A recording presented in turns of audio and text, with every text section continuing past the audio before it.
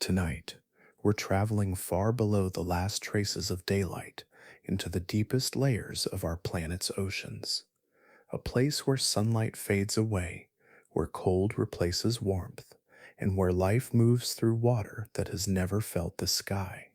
Most of Earth is covered by ocean, yet much of it remains unseen and unexplored. Beneath the familiar surface lies a vertical world dropping mile after mile into darkness, where the water grows heavier, colder, and quieter with every step downward. In these depths, food arrives only in thin, drifting traces, and still, life survives, not just tiny life, but complex animals moving slowly through black water that stretches far in every direction. When cameras are lowered into these deep places, they sometimes catch enormous shapes passing silently through the frame. Large eyes reflect a sudden flash of light, and then the darkness closes again. But why would enormous creatures exist in a place with almost no food? What does size even mean in a world with no light, no ground, and no sky? And what happens to giants when the ocean becomes too deep even for them?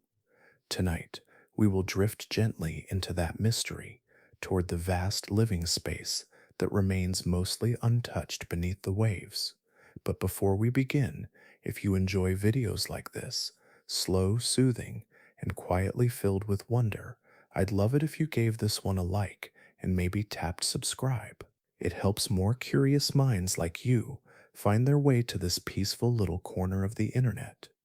And if you'd be so kind, let me know in the comments, where are you winding down from tonight? And what time is it there?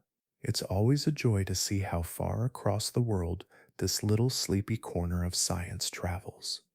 Now take a deep breath, close your eyes, let your shoulders soften, and let's begin. Depth in the ocean is not simply a measurement of distance downward. It is a gradual change in rules, a slow rearranging of reality that unfolds layer by layer. The water column is not uniform or consistent. It behaves more like a stacked world, where each band carries its own balance of light, motion, pressure, and possibility. Moving deeper does not feel like traveling across a landscape. It feels like passing through states of being, where familiar reference points quietly dissolve and new conditions take their place.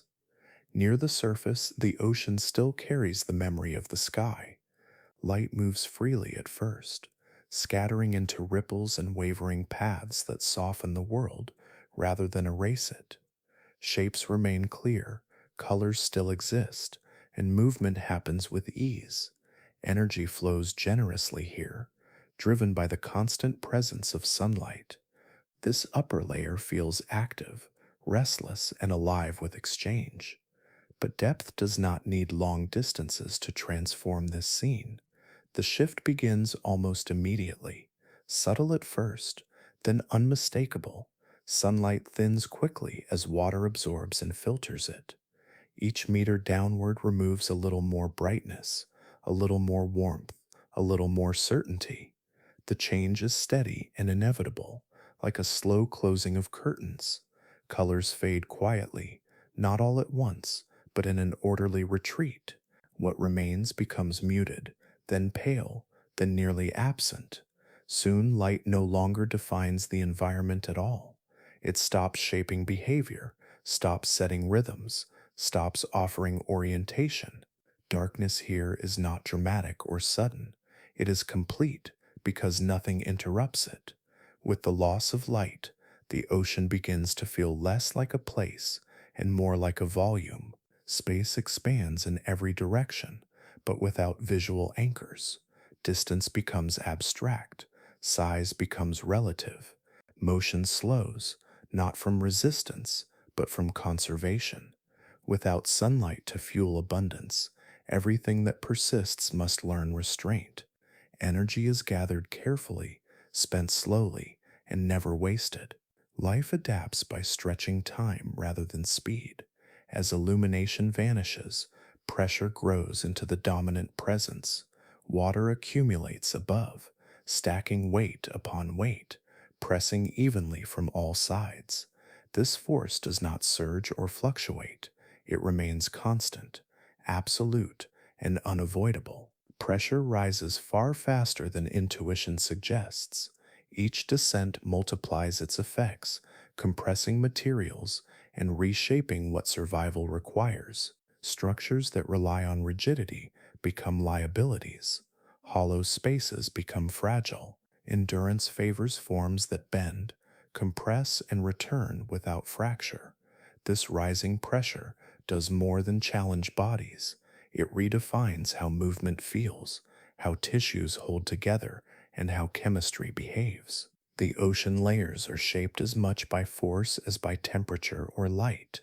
Even without visible boundaries, these layers function as distinct environments. Crossing between them demands adaptation, not choice. The water itself enforces the transition. As depth increases, the ocean grows quieter. Currents still exist, but their motion softens. Sound travels farther, unbroken by surface noise. Stillness becomes more noticeable, not as emptiness, but as space. In this silence, the ocean reveals its true scale. What feels vast at the surface becomes almost insignificant compared to the volume below. Most of the planet's living space exists here, in darkness shaped by pressure rather than sunlight. This reality reshapes how life distributes itself. Instead of clustering densely, organisms spread thinly across enormous distances, encounters become rare, movement becomes purposeful. The ocean does not grow more crowded as one descends, it grows wider, calmer, and more selective. Survival depends less on competition and more on endurance. Life persists not by dominance, but by patience. Darkness is not an absence here, it is a condition that defines everything within it. Without light, time loosens its grip. Day and night lose relevance. Seasons fade into abstraction. Life continues according to internal rhythms, chemical cues, and the slow delivery of resources from elsewhere. This creates ecosystems that feel suspended, as if resting between moments rather than rushing through them. Understanding what deep means in the ocean requires letting go of surface instincts. Depth is not simply farther from air or land. It is a transformation that strips away excess and leaves only what can persist under constant force and limited energy. The ocean becomes layered not because of visible lines, but because conditions shift steadily until the environment itself demands new forms of existence. Within these layers lies most of Earth's living space, quiet and unseen. It is a world where darkness is ordinary, pressure is ever present, and life adapts not through speed or strength, but through careful balance. The deeper the ocean becomes, the more it reveals that depth is not emptiness, but a different way of being alive. Long after the ocean's layers have stripped away light and warmth, far above the deepest darkness yet well below the noisy surface, the largest body ever to exist on Earth moves through open water with unhurried grace. The blue whale does not feel large in the way mountains do.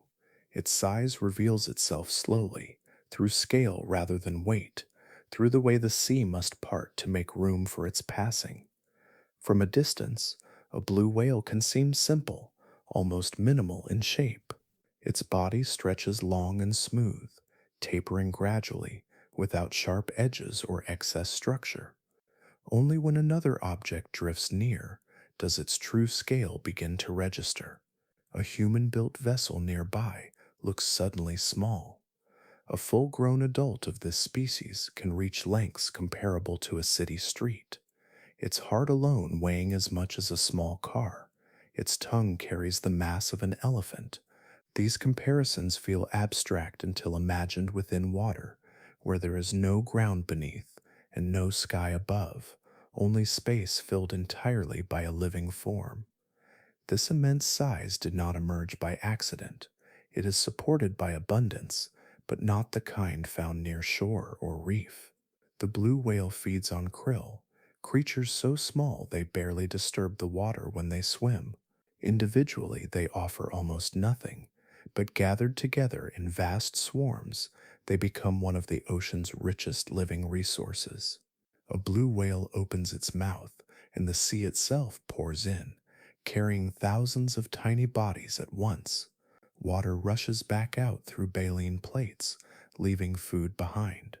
In a single day, an adult can consume several tons, converting countless brief lives into the energy needed to move such mass through the sea. Yet, even with this intake, the blue whale is not wasteful. Its movements remain deliberate, its pace calm. It does not chase or struggle. It glides, conserving energy between long mouthfuls, turning abundance into endurance. The ocean supports this balance only in certain places. Krill thrive where currents rise from the deep, bringing nutrients upward.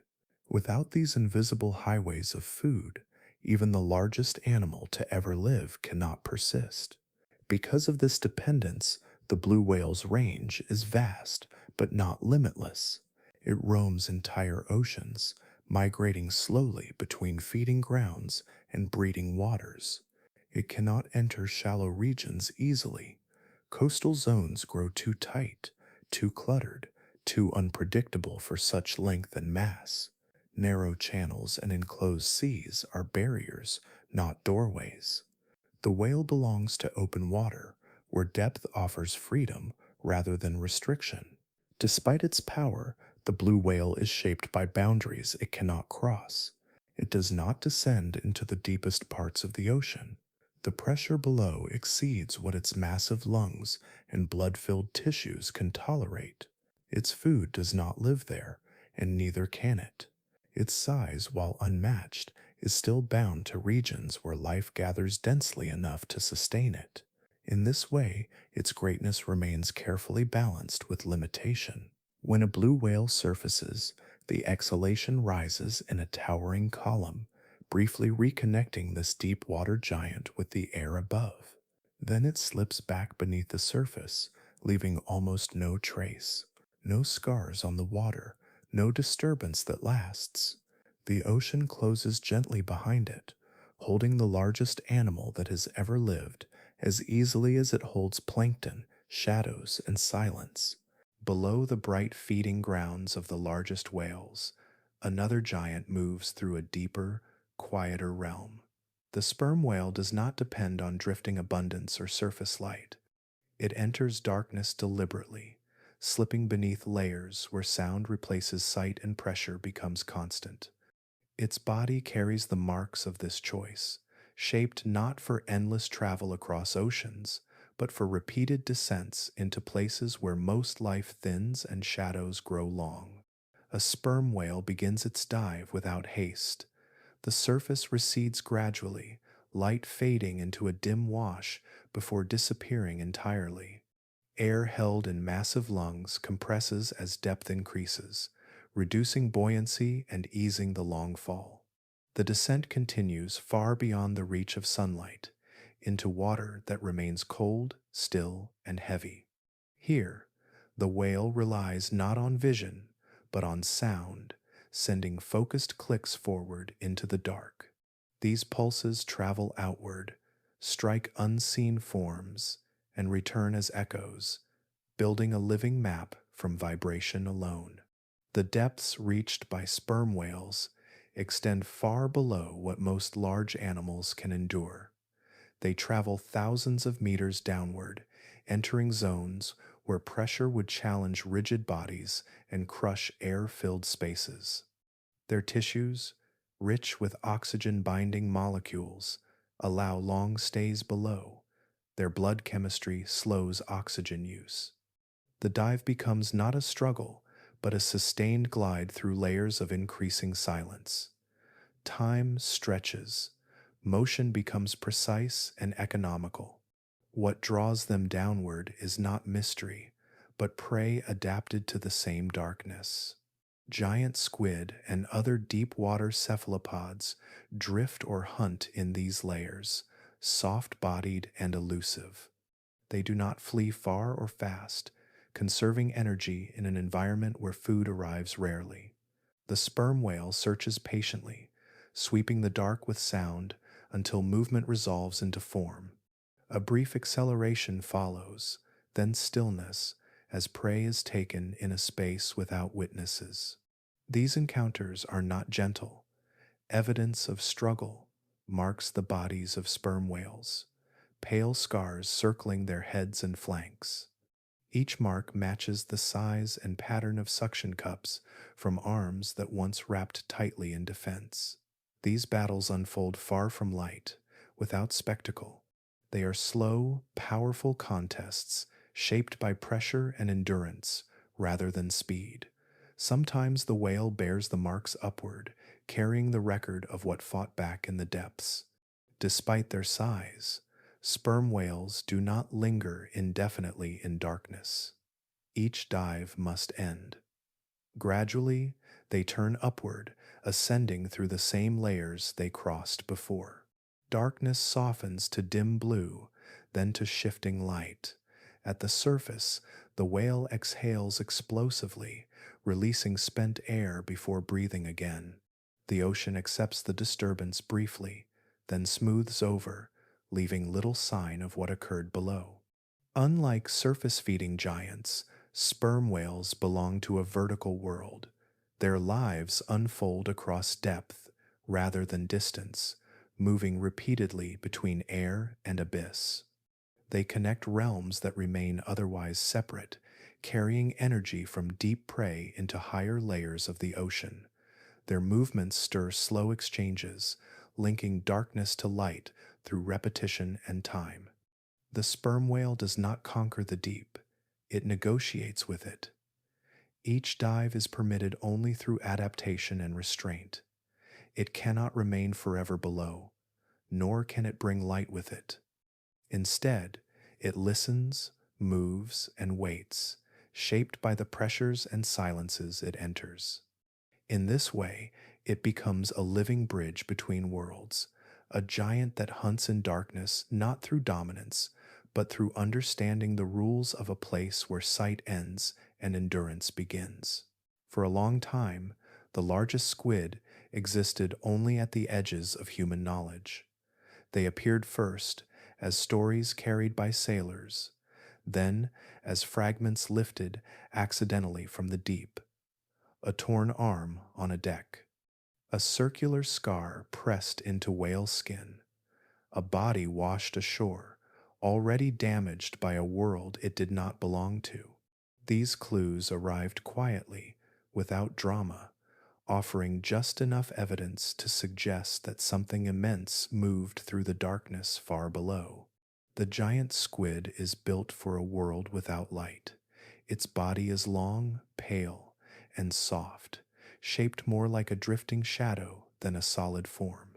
Movement comes from slow pulses of water pushed through a flexible mantle, allowing it to hover or retreat without sudden effort. Its arms extend outward like living threads, lined with powerful suckers that can grip with surprising strength. When fully spread, those limbs can stretch longer than fishing boats, occupying space with ease in water that hides distance and scale. Most striking are its eyes. Each one rivals a basketball in size, gathering the faintest hints of light that travel through deep water. These eyes do not seek color or detail. They search for contrast and motion, for disturbances in the dark that signal danger or opportunity. In the depths, even a passing whale can leave a visible trail of glow, stirred into existence by microscopic organisms. The giant squid watches for these brief signs, reading movement rather than shape. The colossal squid, larger still, lives even farther from the surface. Where the giant squid is long and relatively slender, the colossal squid is thicker, heavier, and built with a different balance.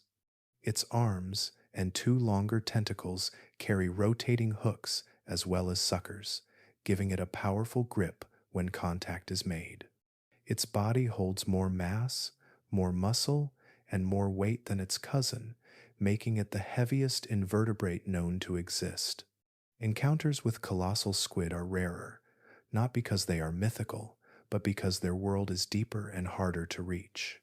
Most of what is known comes from partial remains recovered from nets or from stomachs of predators that managed to catch them.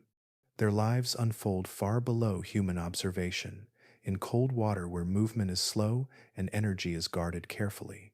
Here, size becomes less about speed and more about presence. A larger body allows longer survival between meals, storing energy in tissues built for patience. Neither giant nor colossal squid roam aimlessly. Their movements follow subtle patterns shaped by sinking food and shifting currents. They rise and fall through the water column, tracking layers where prey might pass.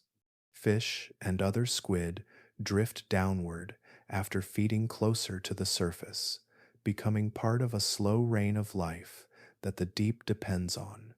The squid waits within this quiet exchange, extending arms into darkness, sensing vibration more than sight. When conflict occurs, it is brief and decisive. The deep does not favor prolonged struggle. A successful grip ends the encounter quickly. Failure leaves marks that last for years, recorded as scars on whales or missing limbs on squid that survive and retreat. These interactions remain hidden, happening in pressure and darkness where even sound is muted by distance and depth.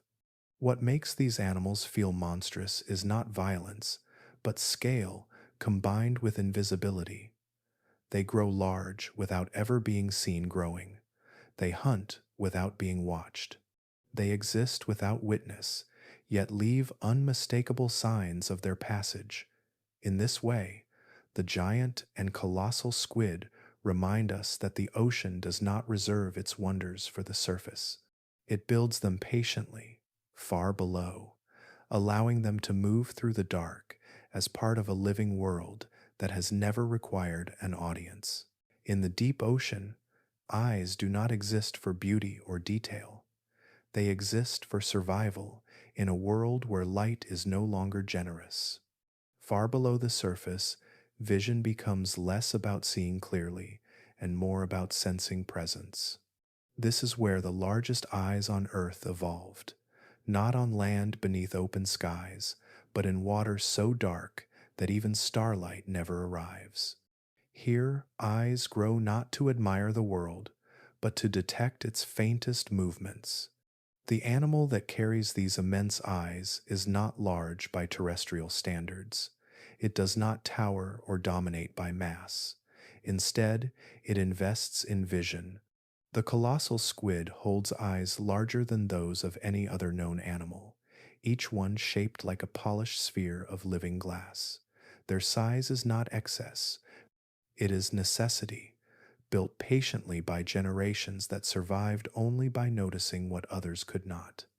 In darkness, light behaves differently. It does not illuminate space evenly. It appears briefly, softly, and often from unexpected angles. A passing body may stir a faint glow. A distant movement may disrupt microscopic life that flashes in response. These moments are rare and easily missed. Small eyes would gather nothing.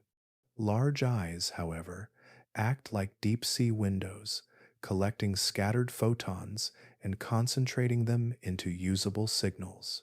Each increase in size allows more of this fragile information to be captured before it disappears. What these eyes are built to see is not detail, but contrast, shapes rather than faces, motion rather than color. In the deep, the world does not announce itself, it hints. A shadow crosses darker water, a diffuse shimmer expands and fades. The colossal squid reads these changes not as images, but as patterns. Vision here becomes an extension of awareness, tuned to disruption rather than clarity. Because light is scarce, the biology of the eye adapts accordingly. Retinas become dense with light-sensitive cells, favoring sensitivity over sharpness. The brain learns to process minimal input without hesitation. The eye becomes less a camera and more a sensor, translating subtle differences into immediate meaning. This kind of seeing is quiet and continuous, always listening to darkness. Darkness does not only shape eyes, it reshapes the entire body around them. Large eyes require protection, stable positioning, and careful integration with the nervous system. The squid's soft tissues support these organs without rigid sockets, allowing flexibility under pressure. There is no bone to crack, no empty cavity to collapse. Everything bends and returns, built for an environment where force is constant and escape is limited. In such a world, vision cannot exist alone. It works alongside touch and chemical awareness, layered senses compensating for one another. Arms extend outward, feeling vibrations. Skin responds to pressure changes. The eyes guide attention, narrowing focus toward the most meaningful disturbances. Biology becomes a conversation between senses, with vision acting as an early whisper rather than a final answer. This changes how life behaves. Movement slows, not from weakness, but from restraint. Sudden motion wastes energy and creates noise. Stillness allows information to accumulate. A creature with large eyes waits longer, observes more, and commits only when certainty forms. Darkness teaches patience, and patience rewards survival. In the absence of light, size takes on new meaning. Eyes grow because the world demands it, not to see more, but to see enough. Darkness does not erase life's complexity. It redirects it inward, refining perception instead of display. The largest eyes on earth exist not to conquer the deep, but to remain quietly aware within it, tuned to a world that reveals itself only to those shaped to notice. Far below the surface, where light has long since vanished and motion has slowed, food does not arrive with urgency. It drifts, it settles, it waits. The giants of the deep do not live in a world of constant feeding, but in one shaped by long pauses between nourishment. Here, the ocean operates through patience, building food webs that stretch across distance and time rather than speed and abundance. Much of this deep world depends on what falls from above. Tiny fragments descend continuously, snowing down as flakes of organic matter shed from surface life. This slow rain feeds countless small organisms, forming the quiet foundation of deep-sea ecosystems. For larger animals, these particles alone are never enough. Sustaining great size requires events rather than trickles, moments when the ocean delivers something substantial enough to alter the landscape for years. One of the most important of these moments arrives when a large body sinks. A dead whale, after drifting lifeless at the surface, eventually descends into the deep. As it falls, scavengers gather in layers, each taking their share. When the body finally settles on the seafloor, it becomes a whale fall, a temporary island of richness in an otherwise sparse terrain. The impact is not violent. It rests quietly, bones pressing into sediment, flesh slowly releasing stored energy into the cold. The arrival of a whale fall transforms its surroundings. At first, mobile scavengers strip away soft tissue, feeding quickly but without frenzy. Sharks, hagfish, and crustaceans move in measured cycles, departing and returning as opportunity allows. As flesh disappears, smaller organisms take over. Bacteria bloom within bone and sediment, unlocking nutrients through chemical processes that replace sunlight entirely. The whale's skeleton becomes a habitat, supporting life for decades as it dissolves slowly into the seafloor. For deep-sea giants, these events are anchors in time. A sperm whale hunting above may benefit indirectly from the increased activity below. Squid and fish gather around such sites, drawn by the temporary abundance. Energy concentrates briefly in an environment usually defined by scarcity. Movement increases, then gradually fades as resources are consumed and redistributed. Not all food arrives in such dramatic form. Large carcasses of fish and squid also descend, though less frequently. When they do, they are claimed quickly. The deep does not waste opportunity. Yet even these meals unfold slowly compared to surface feeding. Cold temperatures reduce decay rates. Pressure limits microbial activity. Consumption stretches out, allowing energy to be shared across many lives rather than burned away rapidly. This creates ecosystems that function in slow motion. Growth takes years. Reproduction waits for rare surpluses. Predators do not chase constantly, but position themselves where chance may deliver nourishment. Bodies store energy efficiently, stretching each meal across long spans of time. The giants that persist here are not driven by hunger alone, but by endurance shaped through evolution. Deep sea food webs are not dense networks of constant interaction. They are loose, expansive systems connected by falling matter and distant events. A feeding at the surface can echo thousands of meters below. A death in shallow water can sustain life in total darkness for generations. Everything remains linked by gravity and patience. In this world, size offers an advantage. Larger bodies can travel farther between feeding events, store more energy, and wait longer without replenishment. Giants do not require constant success. They rely on rare abundance and the ability to persist through long absence. Their diets are written not in daily intake, but in chapters separated by time and distance. The deep ocean feeds its giants quietly, without spectacle. Meals arrive as gifts rather than guarantees. From drifting fragments to fallen titans, nourishment moves downward steadily, shaping lives that learn to wait, to conserve, and to endure within an ecosystem that unfolds at the slow, deliberate pace of the dark. As the ocean deepens and light fades into memory, temperature settles into a steady, enduring cold. This cold is not sharp or sudden. It is constant, surrounding every surface, every movement, every living cell. In the deep sea, warmth does not return with time of day or season. It remains absent, shaping life not through extremes, but through persistence. This quiet cold becomes one of the most powerful architects of form in the dark. Cold changes how bodies spend energy. Chemical reactions slow, muscles contract with care rather than speed. Every movement carries a cost that cannot easily be replaced. Metabolism adjusts to this reality by easing into a lower rhythm. Energy is conserved rather than burned. Instead of quick bursts of activity followed by frequent feeding, life adopts a slower pace where survival depends on stretching resources across long spans of time. This slowing has profound consequences for growth. In warmer environments, rapid metabolism favors fast development and early reproduction.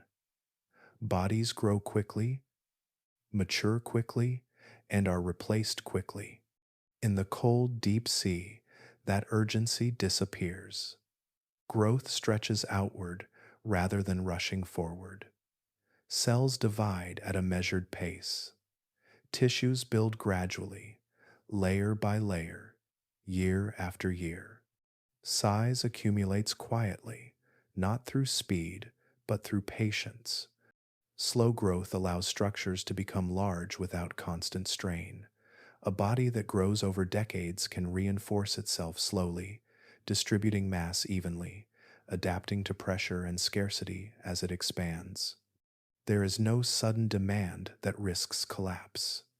Instead, growth and environment remain in balance. The cold provides stability, keeping change predictable and gentle. Large size becomes an advantage under these conditions. A bigger body holds more energy in reserve. Fat, muscle, and internal stores act as living savings, allowing long periods without food. In a world where meals arrive unpredictably, this capacity matters more than speed or agility. The cold, deep sea rewards organisms that can wait, endure, and remain intact while resources drift slowly past. Temperature also influences how quickly bodies wear down. In cold environments, biological processes that cause damage move more slowly. Proteins degrade at a gentler pace. Cells experience less cumulative stress over time. Aging stretches across longer lifespans, allowing organisms to persist long enough for large size to become meaningful rather than risky. Longevity and size reinforce one another, each supporting the other through time. The deep sea favors giants not because food is abundant, but because conditions allow efficiency. A large body moves less often but farther when it does. It does not need to respond to every opportunity. Instead, it selects moments carefully. Cold water resists movement gently, encouraging slow gliding rather than rapid pursuit. Energy saved becomes energy stored, feeding growth instead of motion. This environment filters out excess. Only bodies shaped for restraint persist. Gigantism here is not about domination or display. It is about balance. A giant of the deep carries the calm of its surroundings, moving deliberately, feeding rarely, growing slowly. Size becomes a way to harmonize with scarcity rather than fight it. Over long spans of time, this process repeats. Cold slows metabolism. Slow metabolism supports long growth. Long growth allows large bodies. The deep sea becomes a place where giants emerge not through competition, but through patience reinforced by temperature and pressure working together. Within this cold, darkness, and stillness, the ocean quietly shapes some of the largest forms ever to live. Not through urgency, but through time allowed to unfold without interruption, where bodies grow larger simply because nothing forces them to rush. As life settles deeper into the ocean's quiet layers, bodies begin to change in ways that feel almost counterintuitive. Creatures related by ancestry diverge in form not because of dramatic events, but because of long exposure to stillness, cold, and scarcity. Over time, many deep sea animals grow far larger than their relatives, living closer to the surface. This pattern appears again and again, not as an exception, but as a recurring response to the deep itself. Near the surface, life moves quickly. Food arrives often, but competition is constant. Smaller bodies thrive here because they grow fast, reproduce sooner, and require fewer resources at any one moment. Shallow water favors speed and efficiency in brief cycles. Depth changes that balance. Food becomes rare, movement slows, and encounters stretch across wide spaces. In this environment, size becomes less of a burden and more of a quiet advantage. A larger body stores more energy. It can survive long gaps between meals without urgency. It can move farther when movement becomes necessary, crossing empty distances with fewer stops. Growth may take many years, but once achieved, that mass provides stability. The deep rewards organisms that can remain intact while waiting, and size helps make waiting possible. This shift becomes especially clear when comparing shallow and deep relatives. Crabs, for example, appear familiar across depths, yet their deep sea counterparts often grow broader and heavier. Their shells thicken gradually over time, reinforced by slow growth in cold water. Large claws develop not for constant conflict, but for rare moments when food finally appears. These crabs do not scuttle constantly. They remain still, conserving strength, capable of acting decisively when the opportunity arrives. Isopods show an even more striking contrast. Near the surface, these crustaceans remain small and unobtrusive, living quickly among rocks and algae. In the deep, they become giants by comparison. Their segmented bodies expand outward, growing long and wide, with thick armor and powerful legs. This size allows them to roam sparsely populated seafloor regions, covering distance efficiently while maintaining internal reserves. Their movement remains slow and deliberate, shaped by patience rather than speed. Worms follow the same pattern in a softer form. In shallow waters, many worms remain slender and short lived. In the deep sea, some stretch to astonishing lengths, their bodies growing thick and resilient. These worms occupy sediments enriched by falling organic matter or chemical activity beneath the seafloor. Their size allows them to reach multiple layers of food at once, processing nutrients slowly and steadily. Growth unfolds across years, not weeks, until the worm becomes a dominant presence within its narrow habitat. What connects these giants is not aggression or abundance, but time. The deep offers fewer disturbances. Temperatures remain stable, seasons blur, predators arrive rarely. Under these conditions, slow growth faces little penalty. Instead, it allows bodies to expand gradually, adapting continuously to pressure and cold. Nothing forces these animals to stay small, and nothing rewards them for rushing. Gigantism in the deep sea is not about excess, it is about balance. Large size reduces surface area loss, helping bodies retain energy. Thick tissues resist pressure. Long lifespans allow organisms to benefit from rare success rather than frequent failure. Each advantage aligns quietly with the deep's demands. As generations pass, these traits reinforce themselves.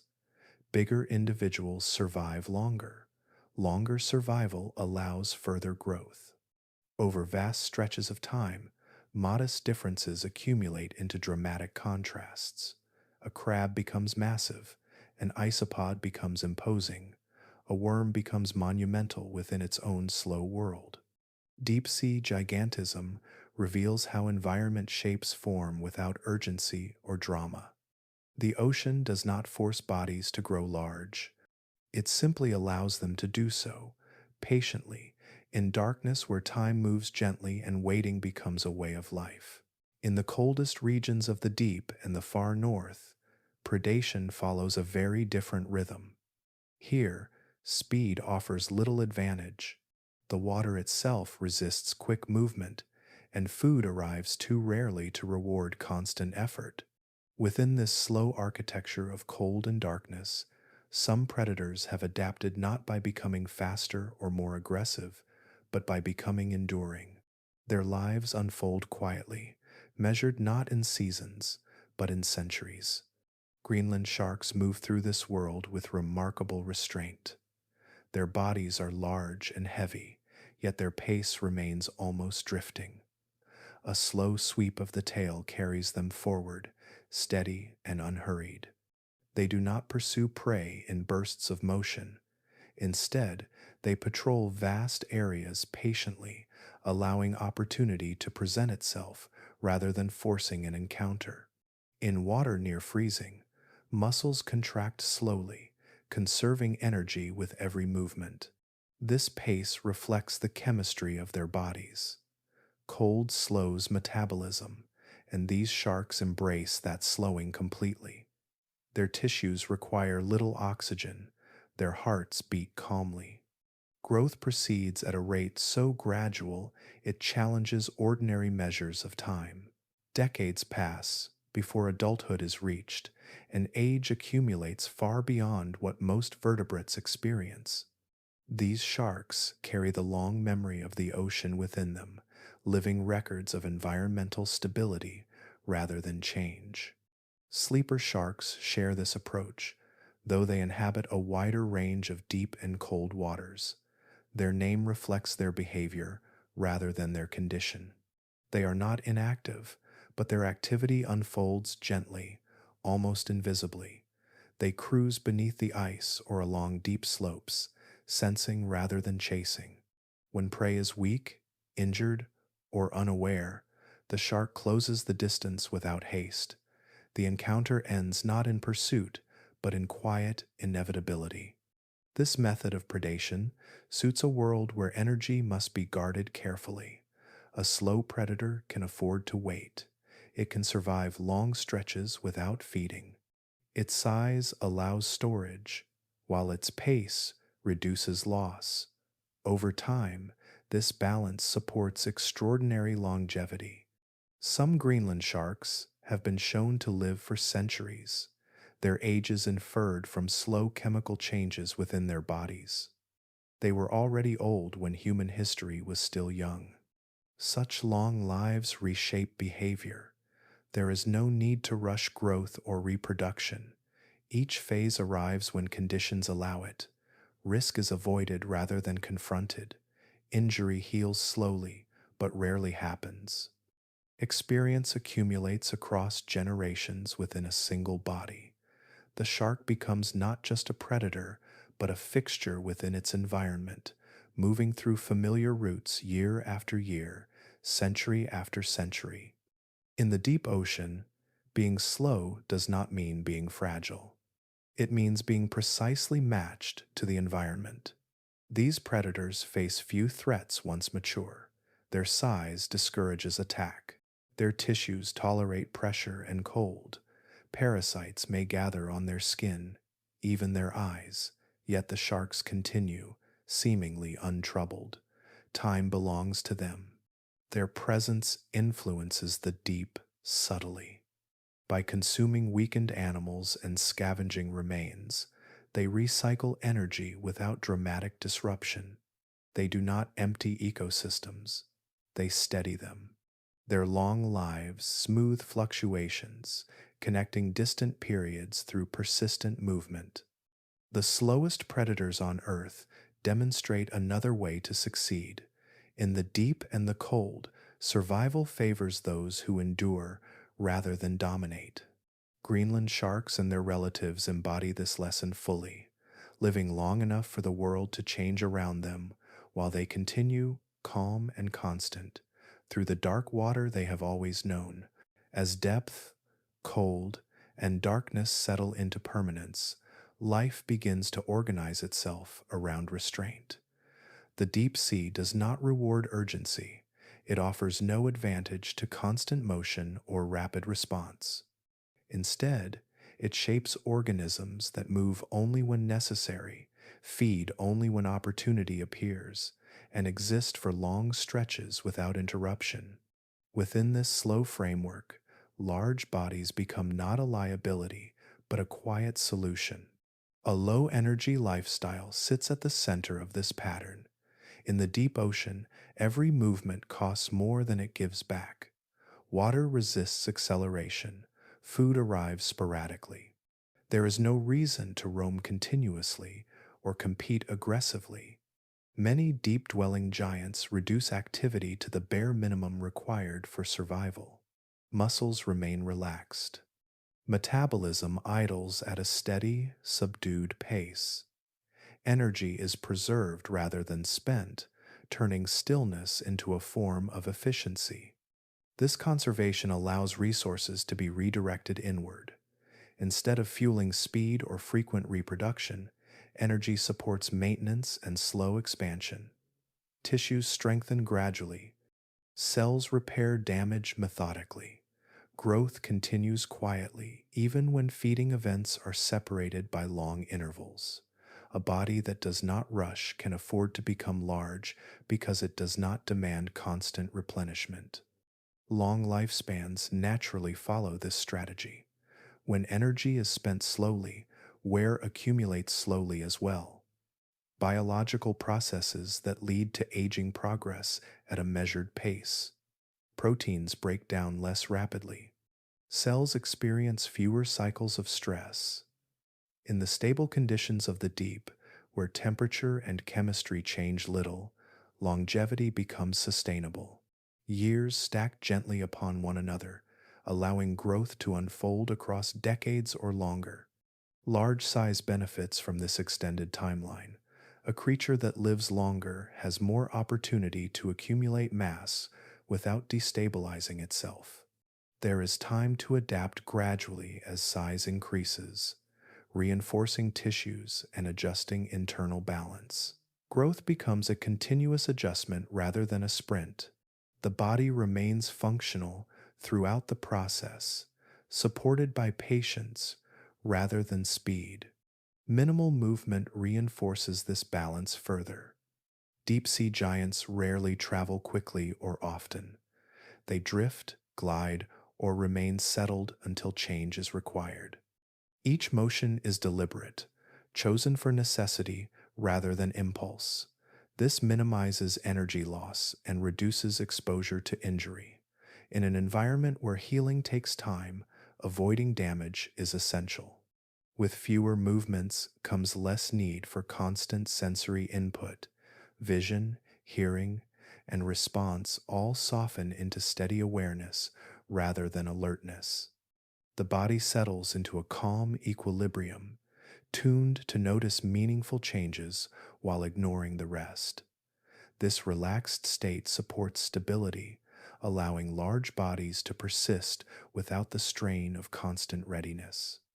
Together, low energy lifestyles, long lifespans, and minimal movement create a framework where size becomes manageable.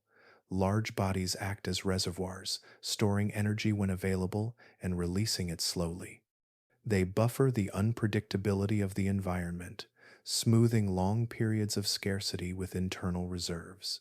Size here is not about dominance, but about balance across time. The deep sea selects for organisms that can remain whole without constant interaction. In this still world, growth does not compete with survival. It complements it. Giants emerge not because they outpace others, but because they outlast them. Their lives stretch long and quiet, shaped by conditions that favor endurance over activity. Slow life allows huge bodies because nothing demands otherwise. Without pressure to rush, retreat, or respond instantly, form can expand without risk. The deep offers time, and with time, size becomes not only possible, but natural, unfolding gently within an ocean that moves just as slowly. As depth increases, pressure becomes the most constant presence in the ocean. It does not surge or retreat. It does not fluctuate with season or time. It simply accumulates, layer upon layer, pressing evenly from every direction. In the deep sea, this force is immense, yet it arrives without violence. Nothing announces it. It is felt only through its effects, shaping bodies slowly and persistently as life descends into darker water. Pressure acts on tissue by removing empty space. Any pocket of gas, any hollow chamber, becomes a weakness. Under compression, these spaces collapse, leaving damage behind.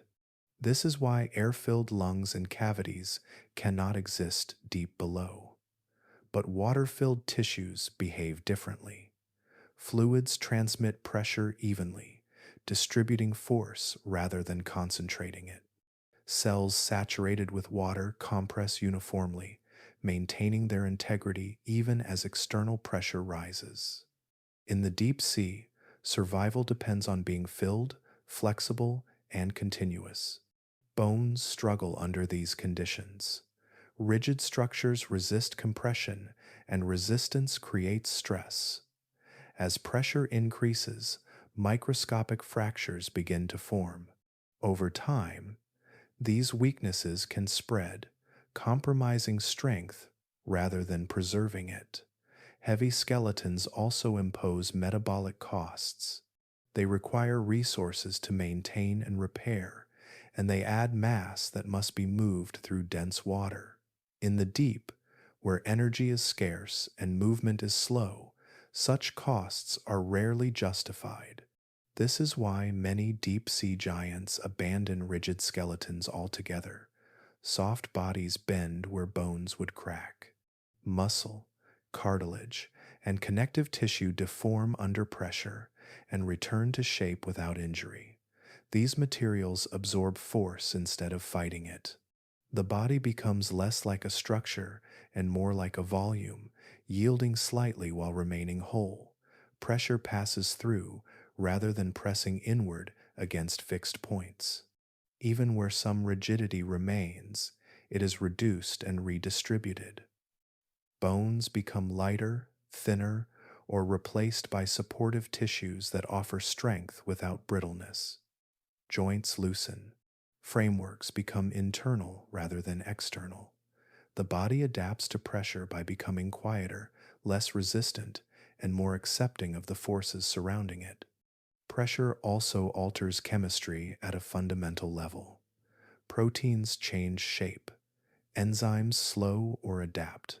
Cellular membranes adjust their composition to remain stable. These changes happen gradually across generations, guided by survival rather than innovation. The result is a biochemistry that functions calmly under conditions that would unravel surface life almost instantly. Large size does not disappear under pressure because size itself is not the problem. Structure is. A large body built from flexible tissue can exist comfortably in deep water, provided it avoids trapped gases and rigid constraints. In some ways, size even helps. Greater mass allows more stable internal conditions, buffering cells from rapid change. Pressure remains constant, and constancy favors balance. Soft-bodied giants like squid demonstrate this clearly. Their bodies contain no rigid framework to fail. They rely on muscle and fluid pressure within their tissues to maintain shape. This internal balance mirrors the external environment, allowing the animal to move without strain. The ocean presses inward, and the body responds by pressing outward equally. Nothing breaks because nothing resists. The deep sea selects for this harmony. Animals that accept pressure survive, those that oppose it do not. Over time, forms evolve that seem almost incomplete by surface standards, lacking hardness or armor. Yet these forms are perfectly suited to a world where force is unavoidable and unchanging. Pressure should crush giants, but instead it shapes them. It favors softness, patience, and internal balance. In the deep, survival belongs to bodies that flow rather than stand firm, that yield without surrendering form. Under miles of water, strength is not measured by resistance, but by the quiet ability to remain whole. As depth increases and pressure settles into permanence, the ocean begins to favor a very specific kind of body, not armored, not rigid, not built around resistance. Instead, the deep rewards forms that yield, adapt, and flow. Within this quiet selection, squid emerge not by accident, but by near inevitability. Their bodies align almost perfectly with what the deep requires. Squid are soft, but not fragile. Their tissues are dense with water, allowing pressure to pass through them rather than crush inward. There are no hollow chambers to collapse, no rigid bones to fracture. Muscle fibers slide and compress smoothly, returning to shape without damage. In an environment where force is constant and unavoidable, softness becomes strength. This softness grants freedom of form. Squid do not rely on fixed structures to define their shape. Their bodies adjust continuously, narrowing, widening, or elongating with movement. This flexibility allows them to pass through layers of water without strain, to maneuver gently in tight currents, and to endure shifts in pressure that would challenge more rigid creatures. The ocean presses inward, and the squid answers by rearranging itself, remaining whole without resistance. Their movement reflects the same harmony. Squid do not swim by pushing water aside repeatedly with fins or limbs. They pulse. Water enters their mantle and exits in controlled jets, producing smooth, deliberate motion. This allows precise control without waste. Movement remains quiet, economical, and brief. When stillness is safer, the squid simply stops, suspended in darkness as if part of the water itself.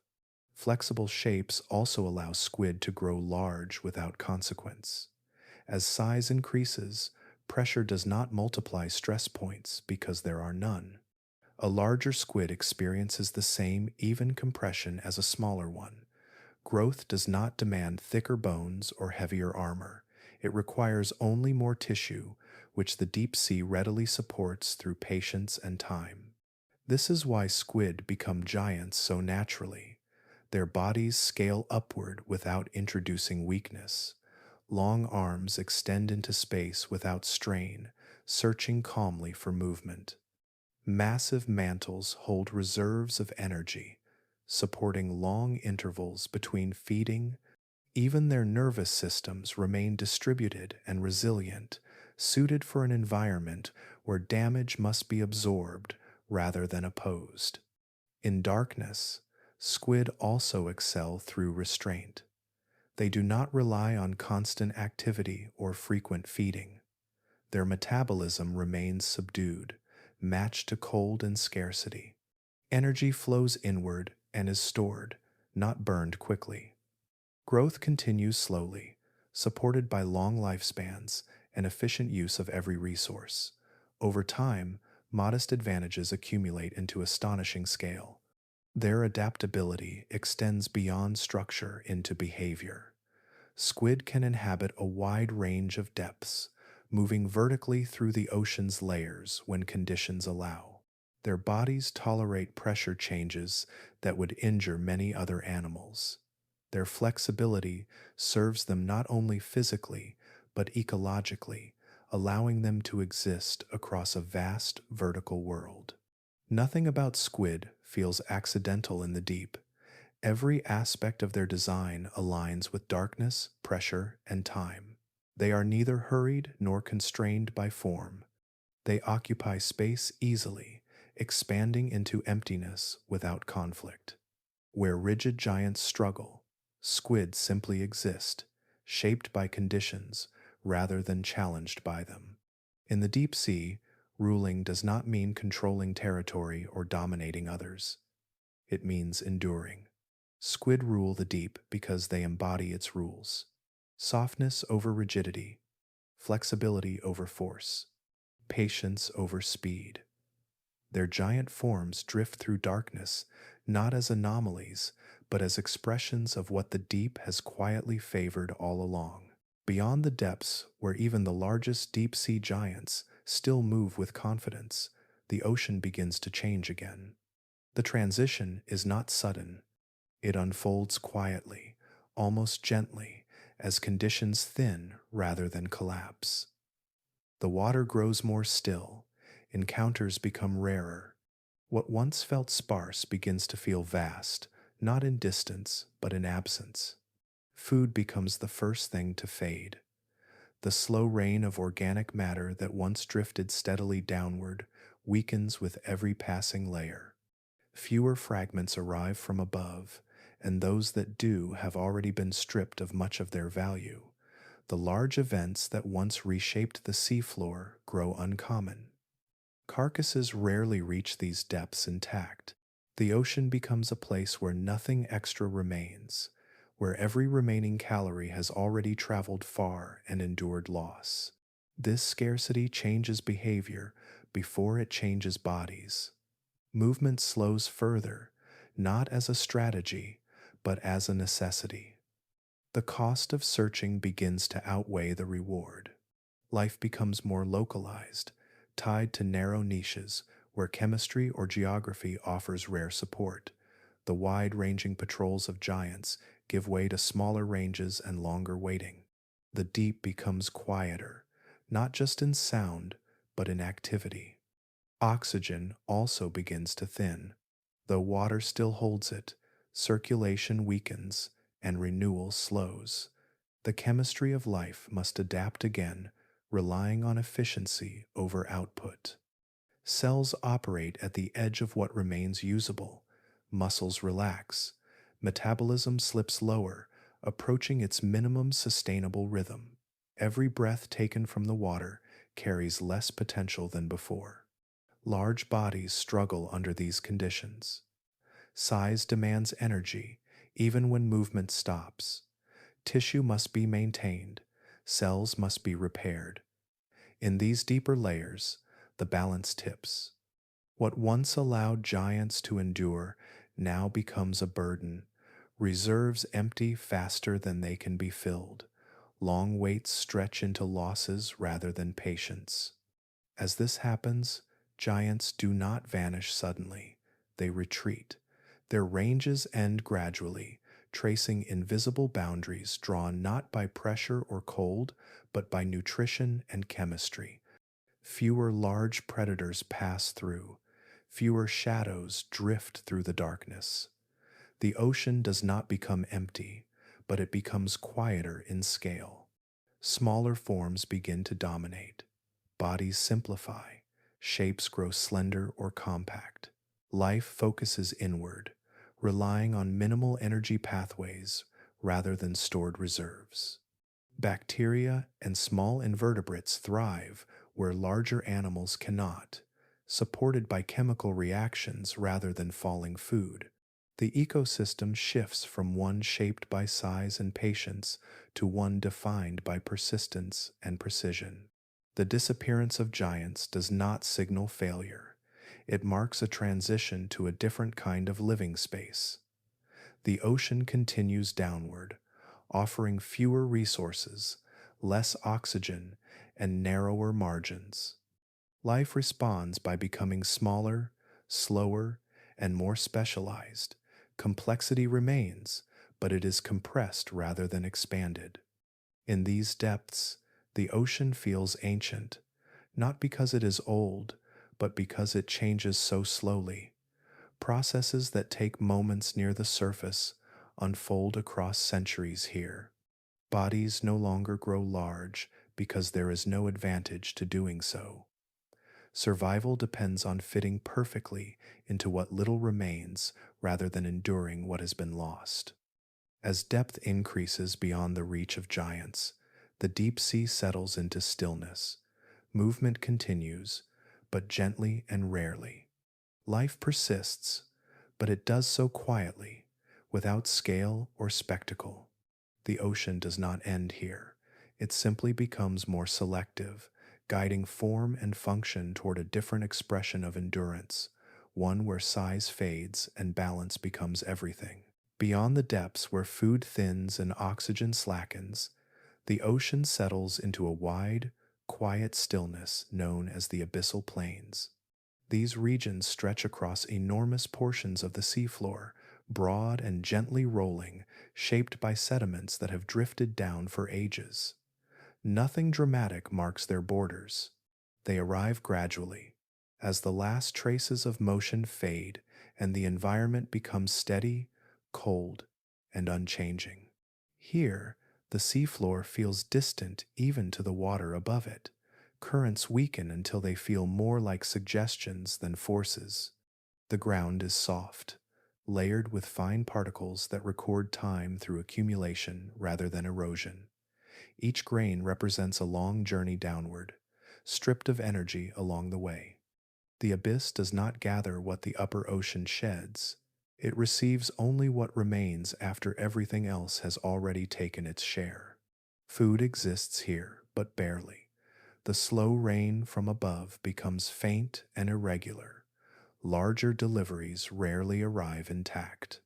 What does reach the abyss is dispersed across vast distances, too thinly spread to support large active bodies. Nutrients linger in low concentrations, circulating slowly through bacteria and small invertebrates adapted to scarcity. The ecosystem runs quietly, driven by minimal inputs and long retention.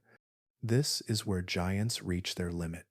Size demands maintenance even in stillness. Muscle, organ, and nerve must be supplied with energy simply to remain functional. In the abyss, the arithmetic no longer works. The cost of being large exceeds what the environment can provide. A predator of great size would wait too long for too little, losing more than it gains while time passes without interruption. Movement does not solve this imbalance.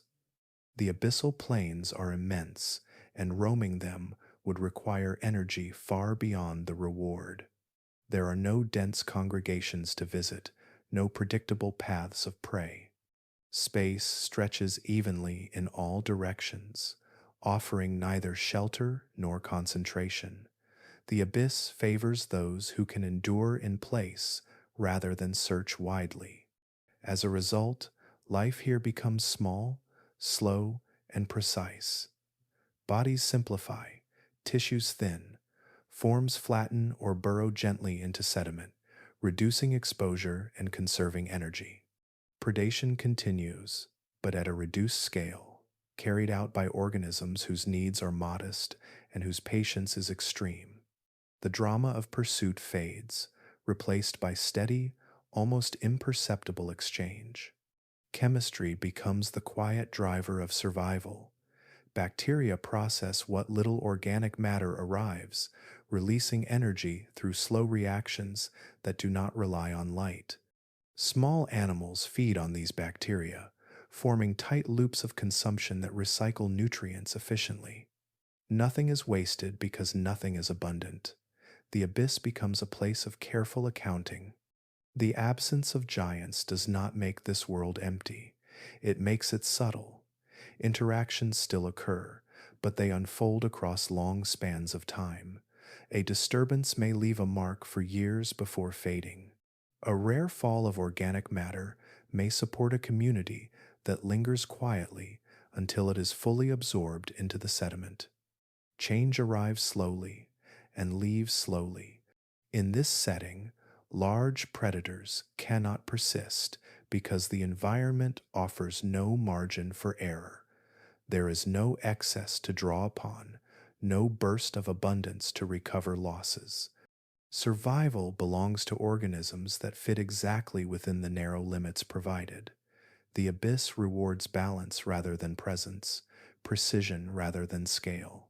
The abyssal plains mark a boundary, not of depth alone, but of possibility. They represent a point where the ocean's generosity has been thinned to its quietest form. Beyond this, life continues, but it does so without giants, carried instead by countless small forms that endure within a world defined by patience, restraint, and time allowed to pass without disturbance. Beyond the broad stillness of the abyssal plains, the seafloor folds inward. It does not rise or flatten, but opens into long, narrow valleys where the crust itself descends. These are the trenches, the deepest places on the planet, carved not by water, but by the slow movement of Earth's surface over immense time. Their slopes drop steeply, guiding the ocean into spaces that feel set apart from everything above them. As water sinks into these trenches, conditions tighten further. Cold becomes absolute, locked in place without variation. Temperatures hover near their lowest stable limit, steady and unchanging. There is no seasonal pulse to soften it, no circulation strong enough to bring warmth. The cold settles into the rock and water alike, shaping every process that persists here. Darkness deepens as well, not because it changes, but because there is nothing left to disturb it. Light vanished long ago, but here even the faint disturbances from above feel distant. The water is clearer in its emptiness, carrying fewer particles, fewer drifting fragments. Space feels deeper, not because it stretches farther, but because so little moves through it. Pressure reaches its peak within these valleys. The weight of the ocean presses down relentlessly, compressing everything that enters. Yet this force, as elsewhere, arrives without drama. It simply exists, defining what can remain. Life that persists here does so by yielding completely, matching pressure with internal balance rather than resistance. Hard structures grow rare. Flexibility becomes essential. Food is scarce to the point of near absence. The already thin rain from above disperses before reaching the trench floor. Large carcasses almost never arrive intact, their energy claimed far earlier. What remains filters down as faint residue, nourishing only the smallest and most efficient forms. Life here depends on minimal needs and extraordinary patience. As a result, the trenches feel emptier than any place before them. Not empty of life, but empty of scale. Large bodies find no foothold. There is no advantage in being vast where nothing arrives to sustain it. Giants do not pass through regularly, and when they do not linger. The cost of remaining outweighs any benefit. Instead, the trenches belong to organisms adapted to the narrowest margins. Bodies become compact or elongated, pressed close to sediment or rock. Many rely on chemical energy released from the earth itself, fed by reactions where water meets minerals under pressure. This life does not gather. It persists quietly, scattered across great distances, rarely interacting. Time moves differently here.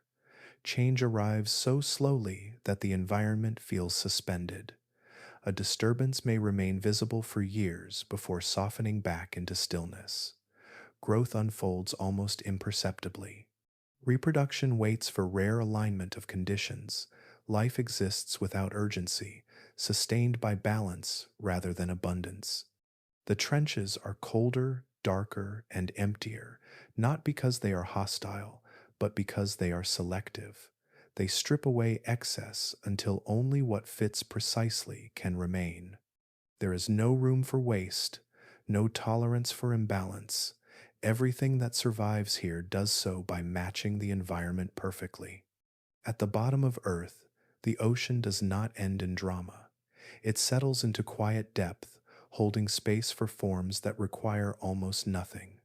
The trenches stand as reminders that even within a living planet, there are places where life becomes smaller, slower, and more restrained, shaped gently by conditions that allow only the most patient expressions of endurance. At the farthest limits of the ocean's depth, where the trenches narrow and conditions tighten to their most selective form, even familiar shapes disappear. Fins, scales, and silhouettes, known from shallower water, no longer apply. Here, the deepest fish ever found moves quietly through the water, almost unfinished in appearance, yet perfectly matched to its world. The snailfish does not announce its presence. It exists as softly as the environment allows. Its body lacks firmness in the way surface animals define it. There is no hard outline, no rigid frame holding everything in place. Instead, the snailfish is composed almost entirely of yielding tissue, infused with water and flexible in every direction. Pressure passes through it evenly, as though the fish and the surrounding ocean share the same substance. Where stiffness would fail, softness persists. This softness shapes every aspect of its form. Muscles are present but gentle, designed for small, precise movements rather than force. There is no need for speed in a place where nothing chases and little escapes. The fish glides with subtle adjustments, shifting position rather than swimming in bursts. Motion here is minimal, reserved, and calm. Its flesh is often translucent, allowing lightless surroundings to seem almost visible through the body itself. Organs appear faintly beneath the skin, not hidden by pigment or armor. This transparency is not vulnerability, it is efficiency. Pigments require energy to maintain, and protection is unnecessary where few predators exist. The snailfish carries only what it needs, nothing more. Bones are reduced to the bare minimum required for orientation. Much of the body's structure comes from cartilage and connective tissue rather than rigid skeletal elements. This keeps weight low and prevents stress from concentrating under pressure. The fish holds together not through resistance, but through balance, staying intact by matching the conditions around it. Feeding happens quietly and without urgency. Small invertebrates drifting along the trench floor provide enough nourishment for such a modest body. Meals are infrequent, but sufficient. The snailfish does not roam widely in search of food. It waits within a narrow range where opportunity arrives slowly but reliably. Energy is spent only when return is assured. Oxygen availability in these depths is limited, and the snailfish adjusts accordingly. Its metabolism runs at a subdued pace, tuned to extract value from every intake. Breathing remains efficient even when oxygen levels drop. Internal chemistry favors stability over output, allowing long survival without strain. What makes the snailfish remarkable is not its appearance, but its location. It lives deeper than any other known fish, recorded at depths once thought beyond the limits of vertebrate life. This achievement does not come from strength or dominance, it comes from surrendering everything unnecessary. Size shrinks, density softens, complexity simplifies. In the trenches, this form works because nothing competes aggressively. Predation pressure is low, space is vast, but interactions are rare. The snailfish does not need to defend territory or outrun threats. It only needs to remain whole, functional, and patient. Its body reflects this goal perfectly. The deepest fish ever found reminds us that survival does not always push toward grandeur. Sometimes it favors subtlety. In a world compressed by pressure and quieted by scarcity, life becomes transparent, gentle, and nearly invisible. The snailfish drifts through this environment without leaving marks, carrying within its soft body the quiet proof that even at the bottom of Earth, life continues by learning how to let go. At the greatest depths, after giants have faded from the water and even the trenches have narrowed life's options, a quiet pattern becomes unmistakable. Size begins to retreat, bodies shorten, mass diminishes, forms simplify. This is not a reversal of progress, nor a failure of adaptation. It is a return to balance, shaped by limits that grow stricter with every meter downward. Energy is the first constraint that tightens. In these depths, almost nothing arrives by chance. The faint remnants of organic matter that once fed larger systems have already been consumed far above. What remains drifts down slowly, scattered thinly across enormous volumes of water and sediment. Energy here exists, but only in traces. Every living thing must operate within a narrow allowance, spending carefully and never assuming more will come. Large bodies struggle under these conditions. Size demands energy even in stillness. Cells require maintenance. Tissues must be repaired. Internal systems must remain active to prevent collapse. When energy intake drops below a certain threshold, mass becomes a liability rather than an advantage. Smaller bodies, by contrast, require less to sustain themselves. They persist where larger forms would quietly starve. Food scarcity reinforces this shift. There are no dense gatherings to exploit, no predictable flows to follow. Meals arrive irregularly, often as microscopic fragments or chemical exchanges, rather than tangible prey. Life adapts by reducing demand rather than increasing efficiency. Eating less becomes more effective than searching harder. Bodies shrink until their needs align with what the environment can reliably provide. In these deepest zones, feeding often becomes continuous but minimal. Small organisms consume what passes nearby rather than seeking distant sources. This favors compact forms that can remain close to the seafloor or within narrow layers of water. Long journeys would cost more than they return. Stillness once again becomes a strategy, but now size must match the smallest possible scale for it to work. Survival physics also plays its part. Pressure remains extreme, temperature remains low, and movement through dense water always carries resistance. At smaller scales, forces behave differently. Tiny bodies experience less strain when adjusting position. Their tissues are easier to support. Structural challenges that grow complex in larger animals disappear when mass is reduced. Physics becomes gentler to organisms that remain light and flexible. Chemical processes also favor small size.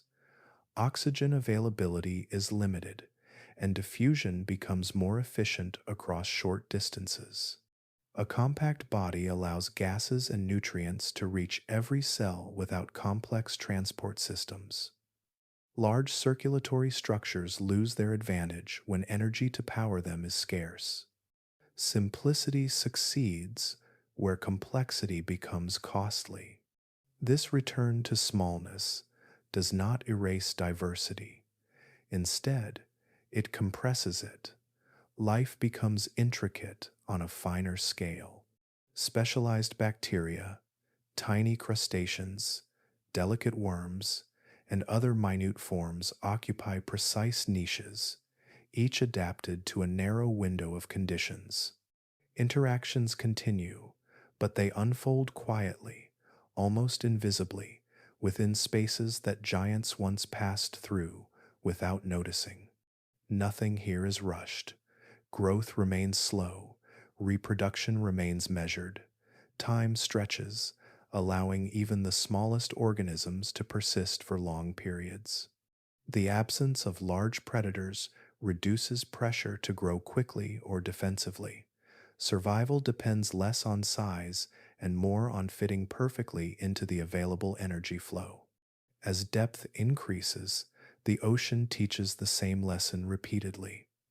There are limits that cannot be crossed by strength or patience alone. When energy thins beyond a certain point, size no longer helps. Life responds by becoming small again, not as a retreat, but as a refinement. In the deepest places on earth, survival belongs to those who ask for almost nothing, and in asking for so little, manage to remain. In the deep ocean, perception changes long before the environment itself does. Darkness removes familiar reference points, and the mind begins to interpret space differently. This is where the idea of monsters quietly takes shape, not because something extraordinary appears, but because ordinary movement becomes difficult to measure. The deep does not reveal itself all at once. It offers fragments, and the spaces between those fragments grow large. Most human encounters with this world occur through machines. Cameras descend carrying artificial light, narrow beams cutting briefly through water that has never known illumination. These lights do not restore vision as sunlight would. They carve sharp cones into darkness, isolating whatever happens to pass through them while leaving everything else unseen. Objects enter the frame abruptly, oversized and distorted, then vanish just as quickly. Camera lights flatten depth. Without a background to compare against, distance collapses. A small animal drifting close to the lens can appear enormous, filling the frame without context. A larger animal passing farther away may seem smaller or elongated, its shape stretched by angle and motion. The eye searches for scale and finds none. size becomes ambiguous, and ambiguity invites imagination. Shadows deepen this effect. In the absence of diffuse light, shadows do not soften at the edges. They remain sharp, absolute, and heavy. A moving arm or fin casts a darkness that feels solid, momentarily replacing what the camera shows with what it hides. Shadows overlap, merge, and separate, creating the impression of multiple forms where only one exists. Movement becomes layered and difficult to parse. Water itself adds distortion. Particles scatter light unevenly, creating flickers and flashes that suggest motion where there is none. A drifting fragment crosses the beam and appears alive. A current shifts sediment, and the cloud resembles a body turning away. Each illusion lasts only a moment, but together they build a sense of activity beyond the frame. Human perception struggles here because it evolved in open air and daylight. On land, the brain relies on edges, horizons, and continuous light to judge distance and size. In the deep ocean, those tools fail. The mind fills the gaps instinctively, drawing conclusions from incomplete data. This process is quiet and automatic, not driven by panic, but by pattern recognition searching for order. Fear emerges not from danger, but from uncertainty. When forms appear briefly and without explanation, the imagination steps in to complete them. A partial image becomes a whole creature. A shadow becomes a body. A flicker becomes intent. Over time, these interpretations accumulate, shaping stories that feel convincing because they resolve confusion into something recognizable. History reinforces this effect. Long before cameras, sailors reported shapes moving beneath ships based on ripples, reflections, and fleeting contact. Each account carried fragments of truth, mixed with perception shaped by darkness and isolation. Modern footage continues this tradition, translating unfamiliar visuals into familiar narratives of threat and enormity. Yet when these encounters are examined carefully, the illusion softens. The giants of the deep move slowly. Their forms are consistent. Their behavior reflects efficiency rather than aggression. What seemed monstrous often resolves into known anatomy once scale and distance are clarified. The fear fades, replaced by understanding shaped through patience.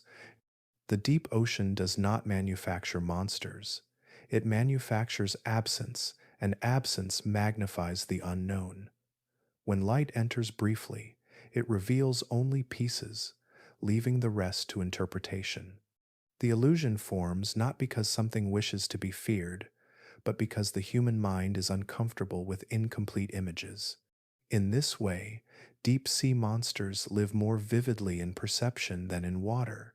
They occupy the space between what is seen and what is understood.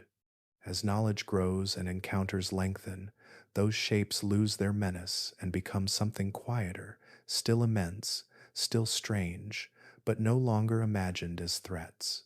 The darkness remains, but it no longer needs to be filled. The deep sea feels haunted not because it holds something hostile, but because it confronts the human mind with conditions it was never shaped to understand.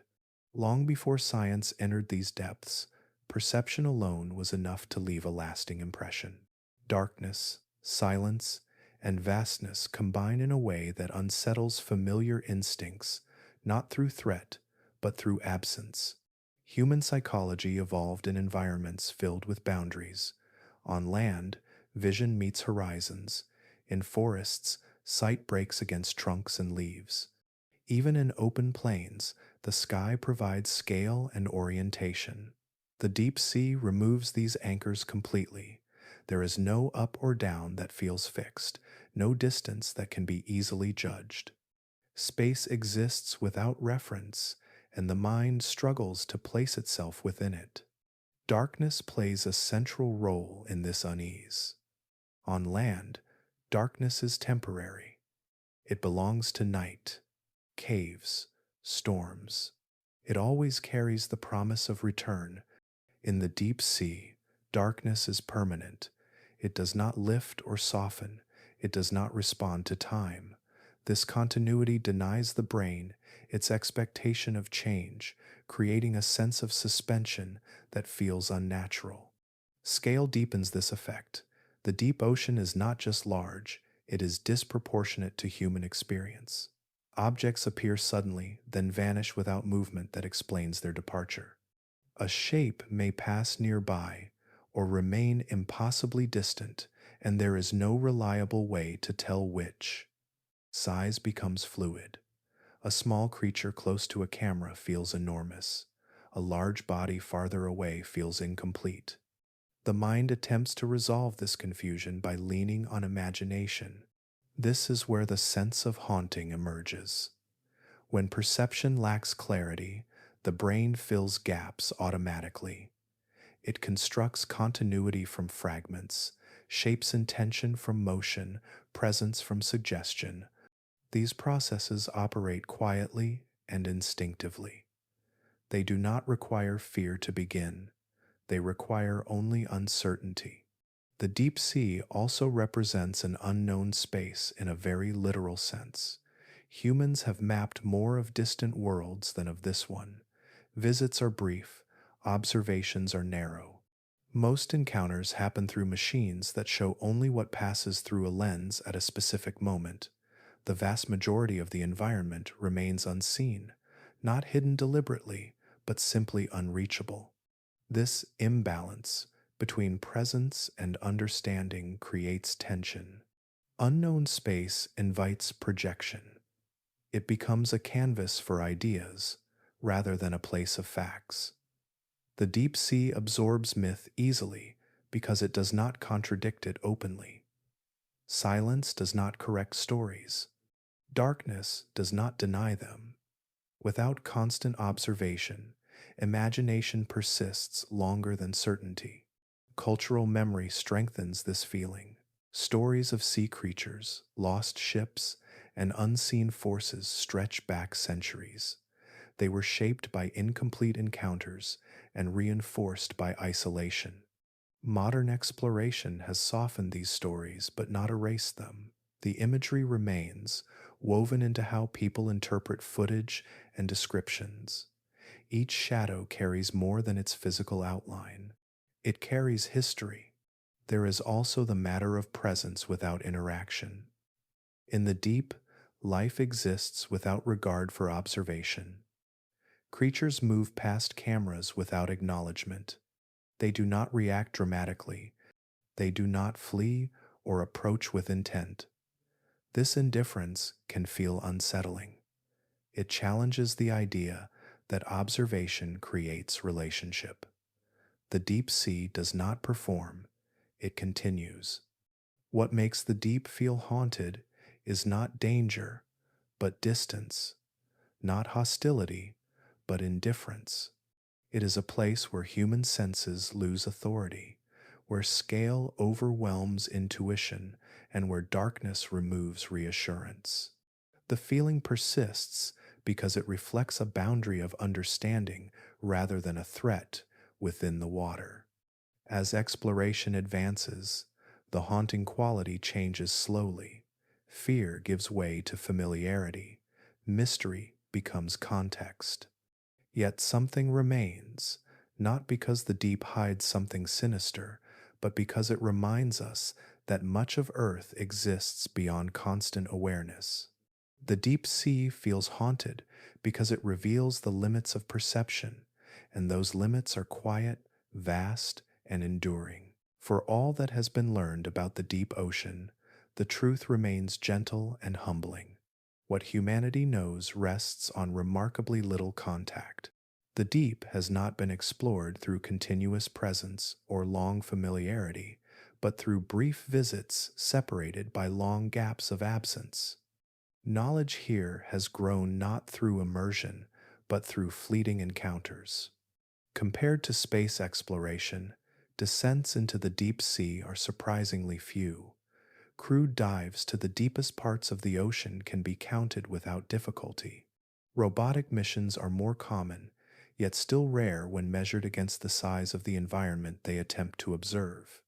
Each descent reaches only a narrow column of water, a single point on a vast, layered planet.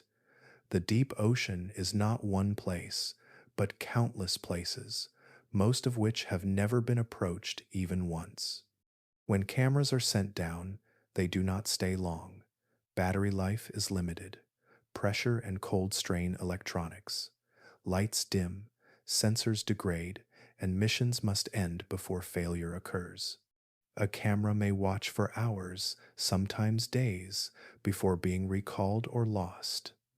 What it records is a thin slice of time in a world that unfolds over centuries. Movements that take years to complete can pass unnoticed entirely. These brief windows shape perception. A creature that drifts past a lens becomes representative of a region it may only visit occasionally. A quiet frame suggests emptiness, where life may simply be elsewhere at that moment. The deep does not reveal itself on human schedules. It does not gather for observation or repeat behaviors on demand. It continues, indifferent to whether it is being watched. Most of the deep sea remains untouched in a literal sense. No vehicle has passed through it. No light has entered it.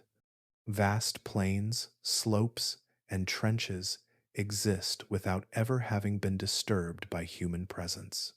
Sediments have settled undisturbed for millennia. Communities of life persist without interruption, shaped only by the slow rhythms of Earth itself. Mapping does not equal knowing. Sonar outlines terrain, but it does not reveal how life moves across it. Chemical readings hint at processes, but not at form or behavior. Even when a region is charted, its living complexity remains unseen. A contour on a map tells nothing of who passes there, how often, or why. The scarcity of observation also means that absence of evidence is common. Species are known from a single specimen. Behaviors are inferred from fragments. Entire groups of animals likely remain undiscovered, not hidden intentionally, but simply living outside the narrow paths humans have taken. The deep ocean does not concentrate its wonders conveniently. They are spread thinly across immense space. This limited access shapes understanding in subtle ways. Patterns appear incomplete because they are incomplete. Connections remain speculative because the data points are few. Even well-studied species may be known only during brief moments of their lives. Long migrations, slow growth, and rare events slip easily between observations. What has been seen so far is enough to suggest richness, but not enough to define it. Every dive expands knowledge slightly, while revealing how much lies beyond reach. Each recording clarifies one question and opens many others, not through mystery, but through scale. The deep ocean remains largely unseen, not because it is intentionally hidden, but because it is vast beyond intuition. Human presence touches it lightly, briefly, and rarely. Understanding grows slowly, respecting the pace of a world that does not hurry. What has been observed offers quiet wonder, while what remains unseen continues, vast and patient, far beyond the narrow cones of light that have reached it so far. Even after decades of exploration, the deep ocean remains defined by what has not yet been seen. Knowledge here advances slowly, built from brief encounters separated by long stretches of absence. Each discovery illuminates a small area, while revealing how much lies beyond it. The deep does not resist understanding, but it reveals itself on a timescale that rarely aligns with human observation. Unknown species form the largest part of this uncertainty. Many deep-sea animals are known from a single moment, a fragment lifted from the water, a brief silhouette passing through artificial light. Some are identified only by tissue, a fin, or a shell without a body ever documented in motion. Others appear once and are never recorded again. Entire communities may exist in regions never visited by instruments, living quietly in spaces no lens has reached. These unknown organisms are not hidden deliberately. They persist in places where observation is difficult to sustain. Steep trench walls, unstable slopes, and remote plains discourage long study. Life in these regions spreads thinly, shaped by scarcity rather than density. Discovery depends on chance, alignment of timing, position, and technology rather than systematic search. Missing links add another layer of uncertainty. Many deep sea animals appear in the record without clear developmental stages connecting them to known relatives. Juveniles may live higher in the water column before descending later in life. Larval forms may drift for long periods before settling, leaving their transitions unseen. Without continuous observation across generations, these connections remain inferred rather than confirmed. Evolution in the deep moves quietly. Stable temperatures and limited disturbance allow forms to persist with little visible change for long spans of time. Adaptations accumulate slowly, creating organisms that appear highly specialized yet disconnected from obvious ancestors. Genetic evidence fills some gaps, but many branches of the evolutionary tree remain incomplete, waiting for physical confirmation that has not yet arrived. Gaps in the food chain deepen the mystery further. Scientists understand broad pathways, such as the slow descent of organic matter and the role of microbes in recycling it, yet inconsistencies remain. Certain predators appear regularly without a clearly identified primary food source. Some ecosystems persist in places where known energy inputs seem insufficient to support them. These patterns suggest missing intermediates, organisms that process, transport, or store energy in ways not yet observed. Time itself complicates understanding. The deep ocean does not operate on short cycles. Feeding events may be rare and unpredictable. Movements may occur over years rather than hours. A camera that records stillness may simply be present at the wrong moment. Absence of evidence often reflects absence of timing, not absence of life. Technology also shapes what remains unknown. Every method of observation alters the environment it studies. Lights attract or repel organisms. Sound carries farther than expected. Sampling disturbs fragile systems. Each tool reveals some truths while obscuring others, leaving gaps that require patience rather than assumption. What scientists still do not know reflects the scale of the deep itself. Understanding grows outward from small points of contact, separated by vast spaces that remain untouched. The ocean continues its processes quietly, evolving and sustaining life without regard for observation. Knowledge will continue to expand, but it will do so slowly, guided by time rather than urgency, in a world that reveals itself only in fragments. The deep ocean is not only vast in distance, it is vast in movement. While much of life below appears still, suspended in darkness and time, there is another rhythm unfolding quietly each day. It moves not across the sea floor, but up and down through the water itself. This vertical motion links worlds that seem otherwise separate, binding surface and depth into a single living column. As daylight fades far above, countless animals begin to rise. Their movement is slow and steady, not hurried. Tiny fish, crustaceans, and gelatinous forms drift upward together, lifting from deeper layers toward regions that still hold faint traces of food. This migration happens daily, repeating with remarkable consistency.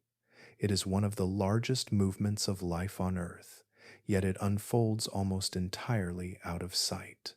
When darkness dominates the surface waters, these animals feed briefly. They take advantage of resources that are too risky to access during daylight. Then, as light returns above, the motion reverses. Bodies turn downward and sink back into safety, returning to depths where shadows offer protection. This daily journey reshapes energy flow, carrying nutrients downward with every descent. Larger animals move within this same vertical space, though on different scales. Giants do not migrate in the same coordinated waves, but they pass through these layers as part of their wider lives. A squid may rise to feed and sink again, crossing multiple zones without pause. A whale may follow prey downward, lingering in darkness before returning slowly to the light. Their movements are not confined to one depth, but span the ocean's full height. This vertical world blurs boundaries. Depth is not a permanent address for many species, but a range they traverse. Life does not simply belong to one layer or another. It flows between them, carrying energy, matter, and connection. The ocean's ecosystems stack atop one another, yet remain linked through constant motion. For giants, this movement is especially meaningful. Passing through layers exposes them to changing temperature, pressure, and chemistry. Their bodies tolerate these shifts with ease, shaped by flexibility and patience rather than rigidity. As they move, they become part of multiple ecosystems without belonging fully to any single one. They are travelers within the water column, connecting distant environments through presence alone. This vertical exchange also shapes the deep itself. Each descent carries organic material downward, feeding microbes and small animals far below. Waste, remains, and energy drift with these movements, supplementing what falls from above. The deep is not isolated. It is nourished indirectly by countless daily migrations that quietly enrich it. The vertical ocean changes how space feels. Distance becomes less horizontal and more layered. Life overlaps without colliding, separated by timing rather than geography. Predators and prey may pass through the same water hours apart, never meeting, guided by cycles older than observation. These movements unfold without noise or spectacle. There are no sudden surges or crowds. Motion remains fluid and restrained, tuned to energy limits rather than abundance. The deep ocean breathes slowly through these migrations, inhaling and exhaling life along invisible pathways. Understanding the ocean only by its depths misses this dimension entirely. The water column is alive with transition. Giants pass through darkness not as invaders, but as participants in a rhythm that links surface and abyss. Their paths leave no trails, yet their movement shapes the distribution of life across the planet. In this vertical world, the ocean is never static. Even in its quietest regions, life is rising and falling, connecting distant layers through repetition and time. The deep sea is not only a place below, but a space in motion, gently carried upward and downward each day by lives that know no fixed boundary. Far below the surface, where light has never reached and movement feels restrained, the presence of deep-sea giants quietly influences the entire ocean. Their impact is subtle and slow, unfolding through water, sediment, and time rather than dramatic action. These animals do not reshape the ocean through dominance, but through participation in cycles that connect the deepest layers to the living world above.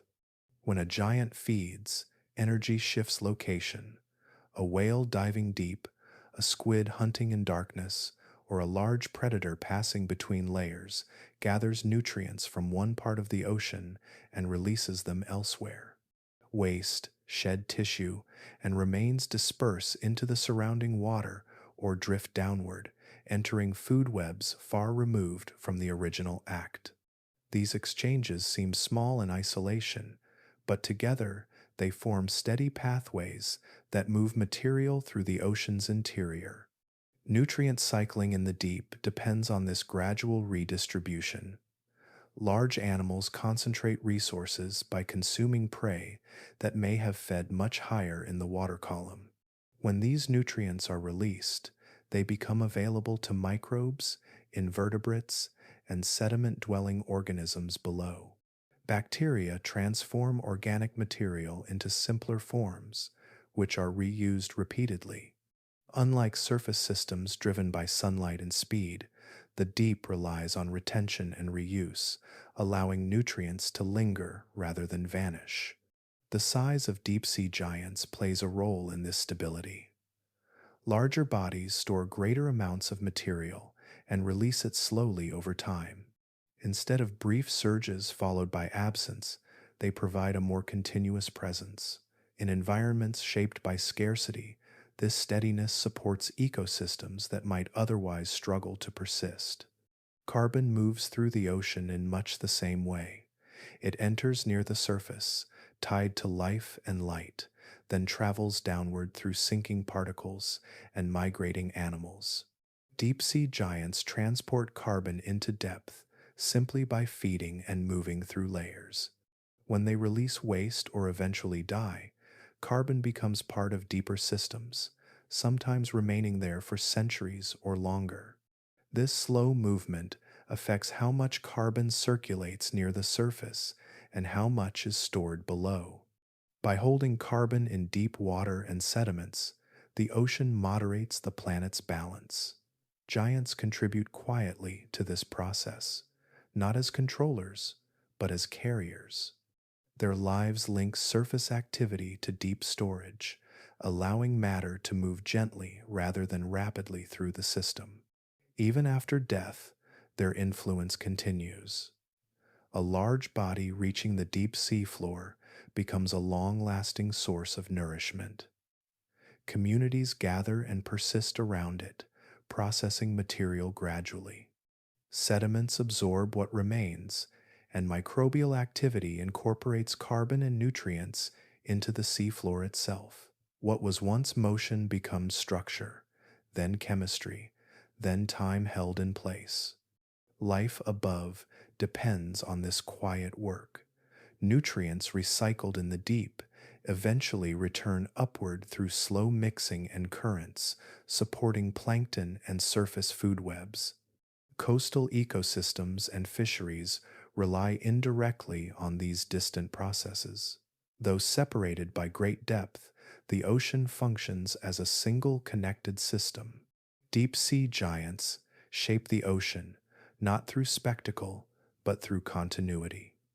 Their movements and presence smooth extremes, redistribute matter, and support balance across layers. In darkness and silence, they help sustain a living planet, one slow exchange at a time. If the deep-sea giants were removed from the ocean, the change would not arrive with noise or sudden absence. It would begin quietly, as a subtle shift in balance, felt first in the slow pathways that move energy through darkness. The ocean would continue to appear vast and calm, yet the threads that connect its layers would begin to loosen. Food webs would be the first to feel this loss. Giants occupy positions that link distant parts of the ocean, feeding across depth and releasing nutrients gradually as they move. Without them, energy would remain trapped in narrower layers. Prey populations that once benefited from steady predation would change unevenly, some growing unchecked, others fading as interactions weaken. The web would not snap all at once. It would thin, strand by strand, becoming less resilient with time. In the deep, where meals arrive infrequently, the absence of giants would remove a stabilizing presence. Smaller organisms depend on the steady, low-level inputs provided by large bodies passing through, feeding, and releasing material. Without that rhythm, food would arrive in sharper pulses or not at all. Communities adapted to long, even scarcity would face longer gaps, while others would experience brief surges followed by silence. The deep would grow more erratic rather than more empty. Ocean chemistry would shift just as quietly. Giants help move elements downward, especially carbon bound within living tissue. Their movement and eventual decay lock material into deeper layers, slowing its return to the surface. Without these carriers, more carbon would remain higher in the ocean, cycling faster and more unevenly. The deep would lose part of its role as a reservoir, and the balance between surface and depth would weaken. As carbon pathways change, so do the chemical conditions that support life. Microbial communities depend on a steady supply of organic matter to drive slow reactions that recycle nutrients. Remove that supply, and chemistry drifts. Oxygen usage patterns alter. Nutrient availability becomes patchy. These changes would not eliminate life, but they would favor simpler, more constrained systems, reducing the diversity that emerges from long stability. The effects would not remain confined to the deep. Over long spans of time, surface ecosystems would feel the difference. Nutrients recycled below eventually support plankton above, forming the base of marine food chains. With weaker recycling, productivity near the surface could decline or become less predictable. Fisheries might fluctuate more sharply. Coastal systems would inherit the imbalance created far below. What makes this loss difficult to perceive is its pace. There would be no single moment to point to, no clear before and after. Instead, the ocean would gradually become less buffered against change. Extremes would sharpen, recovery from disturbance would slow. The deep would still exist, but it would operate with fewer connections and less memory. Giants do more than consume. They integrate. Their presence smooths variation across time, allowing systems to absorb change without breaking. Without them, the ocean becomes more fragmented, each layer responding only to its immediate conditions rather than to a broader, shared cycle. Even in absence, life would continue. Smaller organisms would persist, and some would adapt to the new patterns. Yet the character of the ocean would shift towards simplicity and instability. The deep would lose part of its quiet organizing force. What would vanish is not spectacle, but balance. The deep-sea giants hold the ocean together in ways that are easy to overlook because they unfold slowly and without display. Remove them, and the planet does not collapse, but it becomes less steady, less patient, and less able to carry life gently through time. Far from shorelines and satellites, the deep sea remains a place without permanent human presence. There are no cities resting on its floor, no roads etched across its plains, no boundaries drawn to divide space into ownership. The deep exists without schedules or infrastructure, shaped by geology, chemistry, and time rather than planning. It persists as a landscape that has never needed to accommodate us. There are no farms here. Nothing is planted, tended, or harvested by design. Food arrives on its own terms, falling slowly from above or forming through chemical processes within the earth itself.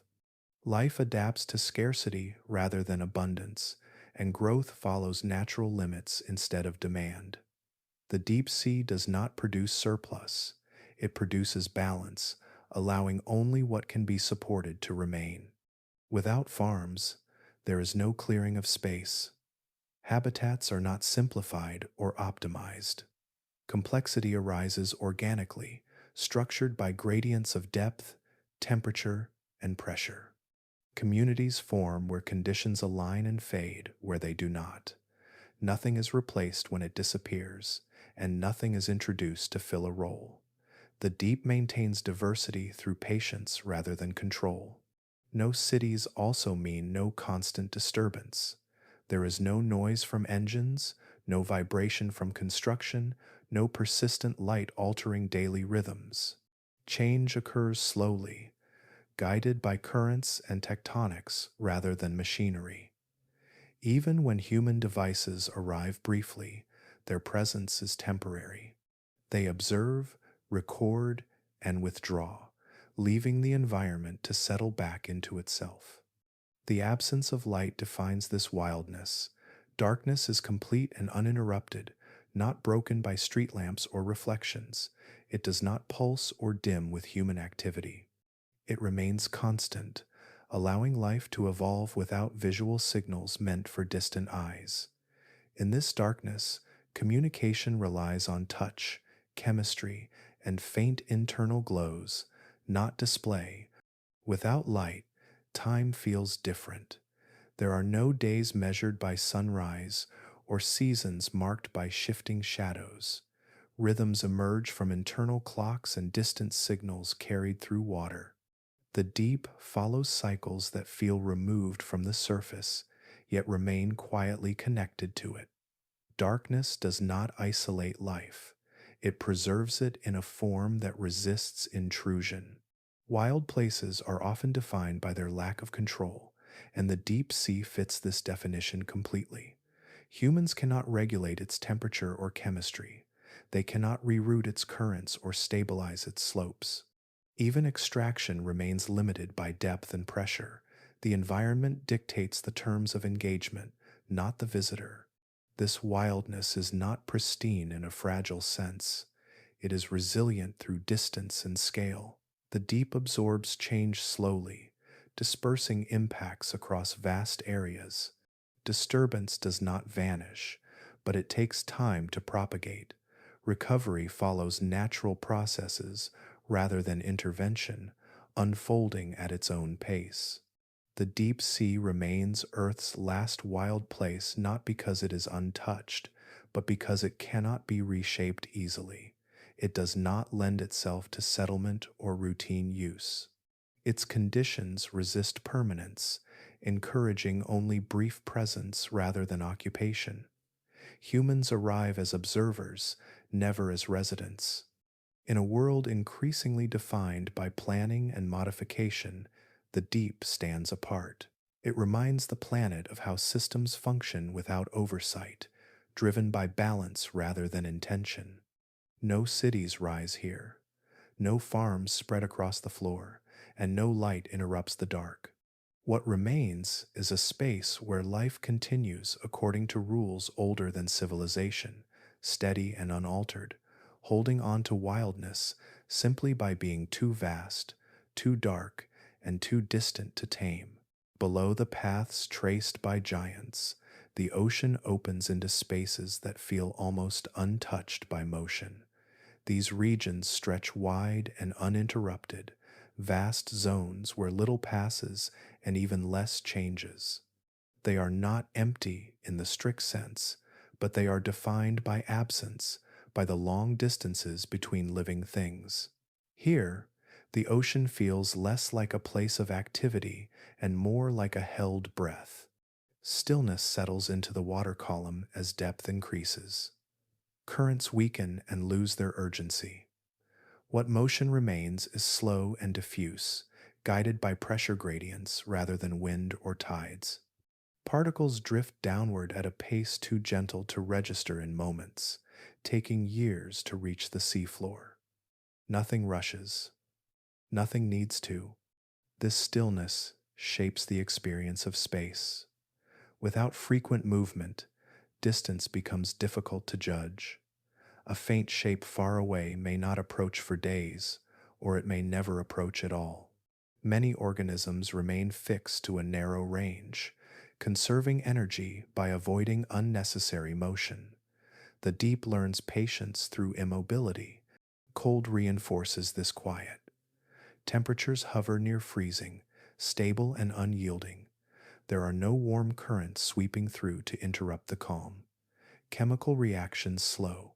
Metabolism reduces its pace. Life adjusts by doing less, not by struggling against the conditions. Cold does not threaten here, it defines the tempo. In these regions, sound travels differently. With little movement to disturb the water, vibrations fade quickly into background quiet. There are no breaking waves, no shifting debris, no constant flow of noise. The ocean becomes acoustically sparse. Silence is not complete, but it is profound, broken only by distant, infrequent signals. Below the giants, encounters are rare. Large animals pass through higher layers, leaving these zones largely untouched. Smaller organisms live scattered across immense areas, often unaware of one another's presence. Interactions occur, but they are separated by long waits and wide spaces. Life persists without crowding, without urgency. The seafloor reflects this pattern. Sediment accumulates slowly, undisturbed by frequent activity. Tracks remain visible for long periods before softening. A single disturbance may mark the landscape for years. The environment remembers everything because so little happens to erase it. Cold and stillness together create conditions that favor endurance over speed. Bodies grow adapted to minimal change, built to remain functional through long stretches of inactivity. Growth unfolds quietly. Reproduction waits for rare alignment. The deep does not reward quick responses, it rewards stability. These silent zones also serve a role within the larger ocean. They act as buffers, absorbing change gradually rather than reacting sharply. Heat, chemicals, and particles entering these depths disperse slowly, preventing sudden shifts. The stillness becomes a form of regulation, smoothing extremes through time. Above, giants move and feed, shaping cycles through motion. Below, silence takes over, offering space for those cycles to settle. The ocean relies on both states, activity and rest, movement and pause. The deep holds balance not by constant action, but by restraint. In the silence below the giants, the ocean reveals another way of sustaining life. It strips existence down to its most patient form, where survival depends on waiting rather than chasing, on holding position rather than expanding. Vast, cold, and still, these zones do not demand attention, they simply continue, carrying the quiet foundation upon which the rest of the living ocean rests. In the deep ocean, life continues without the guiding presence of light. There is no sunrise to mark time, no warmth carried by photons, no green growth drawing energy from the sky. Yet existence persists, steady and deliberate, shaped by processes that do not depend on vision or brightness. Here, life learns to draw strength from the earth itself. At the heart of this persistence lies chemosynthesis, a quiet counterpart to photosynthesis. Instead of using light, certain organisms tap into chemical energy released from the planet's interior or from reactions within the water. Minerals seep from the seafloor, gases escape through cracks, and invisible exchanges occur where water meets rock. Energy flows upward from the earth, subtle but constant. Bacteria are the first to respond to this energy. They gather where chemicals emerge, forming thin layers or dense mats that coat rock and sediment. These microbes convert raw chemistry into usable fuel, building organic matter from compounds that would otherwise drift away unused. Their work is slow and precise, operating at scales too small to notice individually, yet powerful in aggregate. These bacterial communities become the foundation of deep ecosystems. Other organisms arrive not to hunt actively, but to rely on what bacteria provide. Small invertebrates graze, filter, or host microbial partners within their own tissues. Some animals form close relationships, carrying bacteria inside their bodies and sharing in the energy they produce. The boundary between organism and environment softens, replaced by cooperation. Unlike surface ecosystems driven by sunlight and seasons, these systems remain stable for long periods. Chemical sources can persist for centuries, allowing life to establish enduring patterns. Growth unfolds at a measured pace. Reproduction remains infrequent but reliable. The absence of light removes visual complexity, but it does not reduce ecological richness. Food webs here are compact and efficient. Energy does not travel far before being reused. Waste from one organism becomes fuel for another. Nothing is lost quickly because scarcity encourages careful cycling.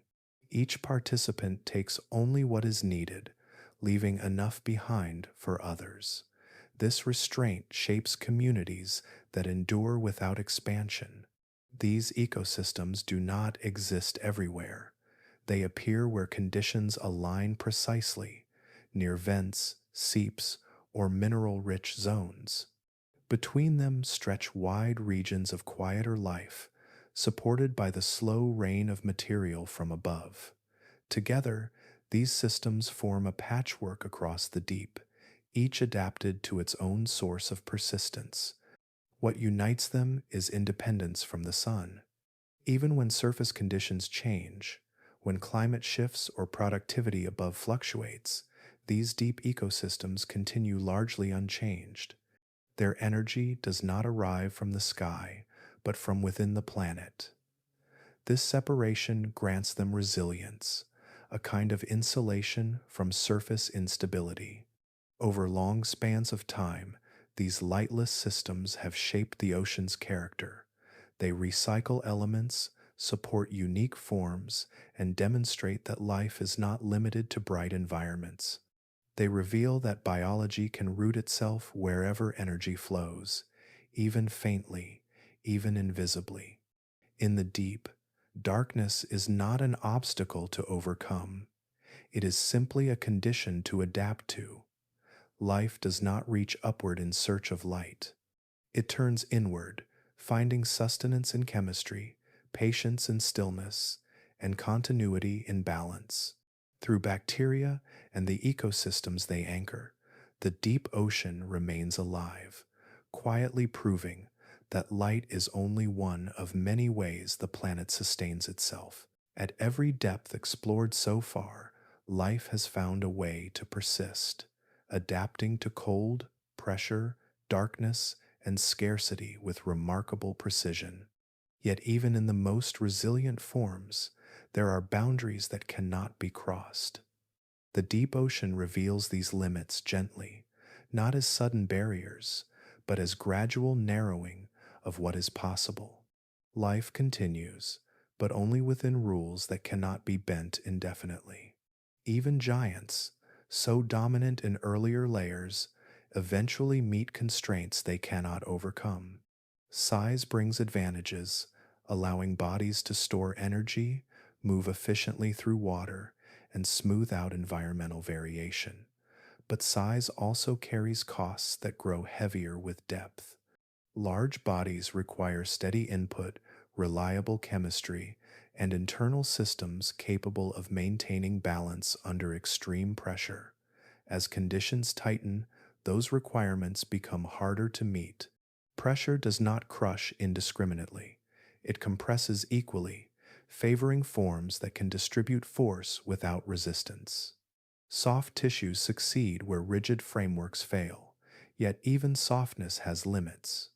Cells must still function, proteins must still fold correctly, membranes must still separate inside from outside.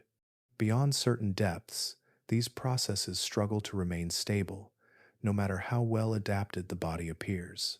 Temperature compounds the challenge. Cold slows chemistry, lengthening reaction times and reducing efficiency. Life compensates by lowering demand, extending lifespans, and reducing activity. But there is a point where reactions become too slow to sustain complexity. Growth stretches into near stillness. Reproduction becomes rare. The system balances on the edge of viability, persistent but constrained. Energy availability places another firm boundary. Without light and with only trace inputs from above or below, ecosystems operate on extremely narrow margins. Giants disappear not because they are poorly designed, but because the environment can no longer support the energy flow they require. Smaller forms remain because they ask less of their surroundings. The transition is not dramatic, it is simply inevitable. This is where physics asserts itself fully. Biology works within physical laws, never outside them. Water density, chemical gradients, diffusion rates, and pressure all shape what bodies can do. Evolution explores every available pathway, but it does not rewrite these rules.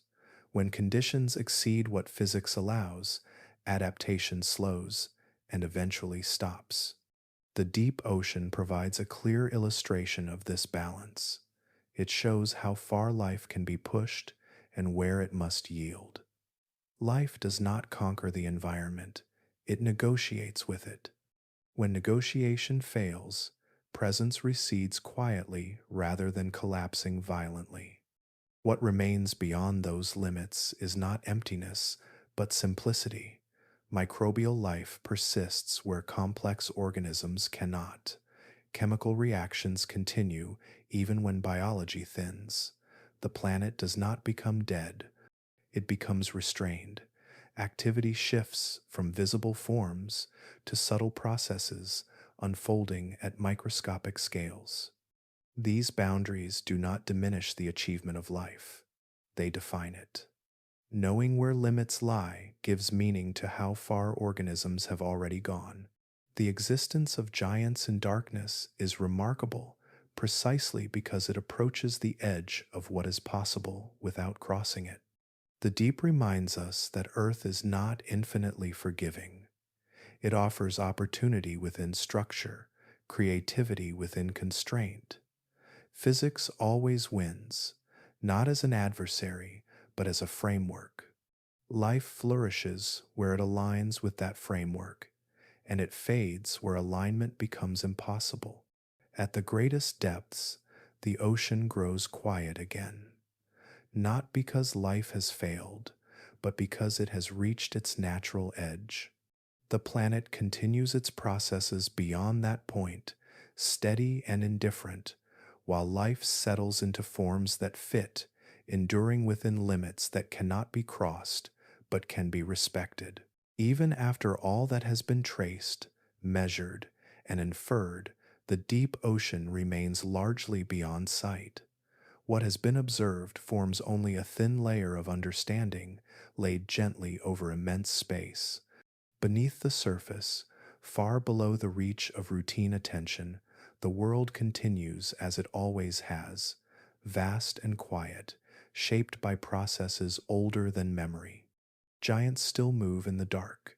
Their paths do not announce themselves, and their movements leave no lasting mark. They pass through layers of water as part of long patterns that do not depend on being seen.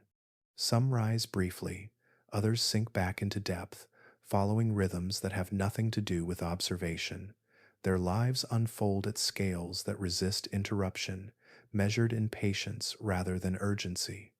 These giants do not dominate the deep, they participate in it. Their presence is intermittent, their influence dispersed through time and distance. When they pass, they alter chemistry slightly, redistribute energy gently, and then move on. The water closes behind them, returning to stillness. No trail remains to follow. Beneath them lies another world entirely, quieter still. This is not emptiness, but a planet within our own, layered with plains, slopes, trenches, and currents that move too slowly to notice. Life here is sparse and precise, adapted to long waits and narrow margins. It persists without drawing attention, carried forward by balance rather than abundance. In this unseen world, scale loses meaning, Vast distances separate small pockets of activity. Change arrives gradually, softened by time. Events that would feel dramatic elsewhere become minor adjustments here. The deep absorbs disturbance the way it absorbs sound, slowly and completely, until only subtle traces remain. What makes this world unseen is not secrecy, but proportion. Human presence touches it lightly, briefly, and rarely. Cameras reveal fragments, instruments collect numbers, and samples lift small pieces to the surface. Yet the whole remains intact below, largely unaffected by these moments of contact.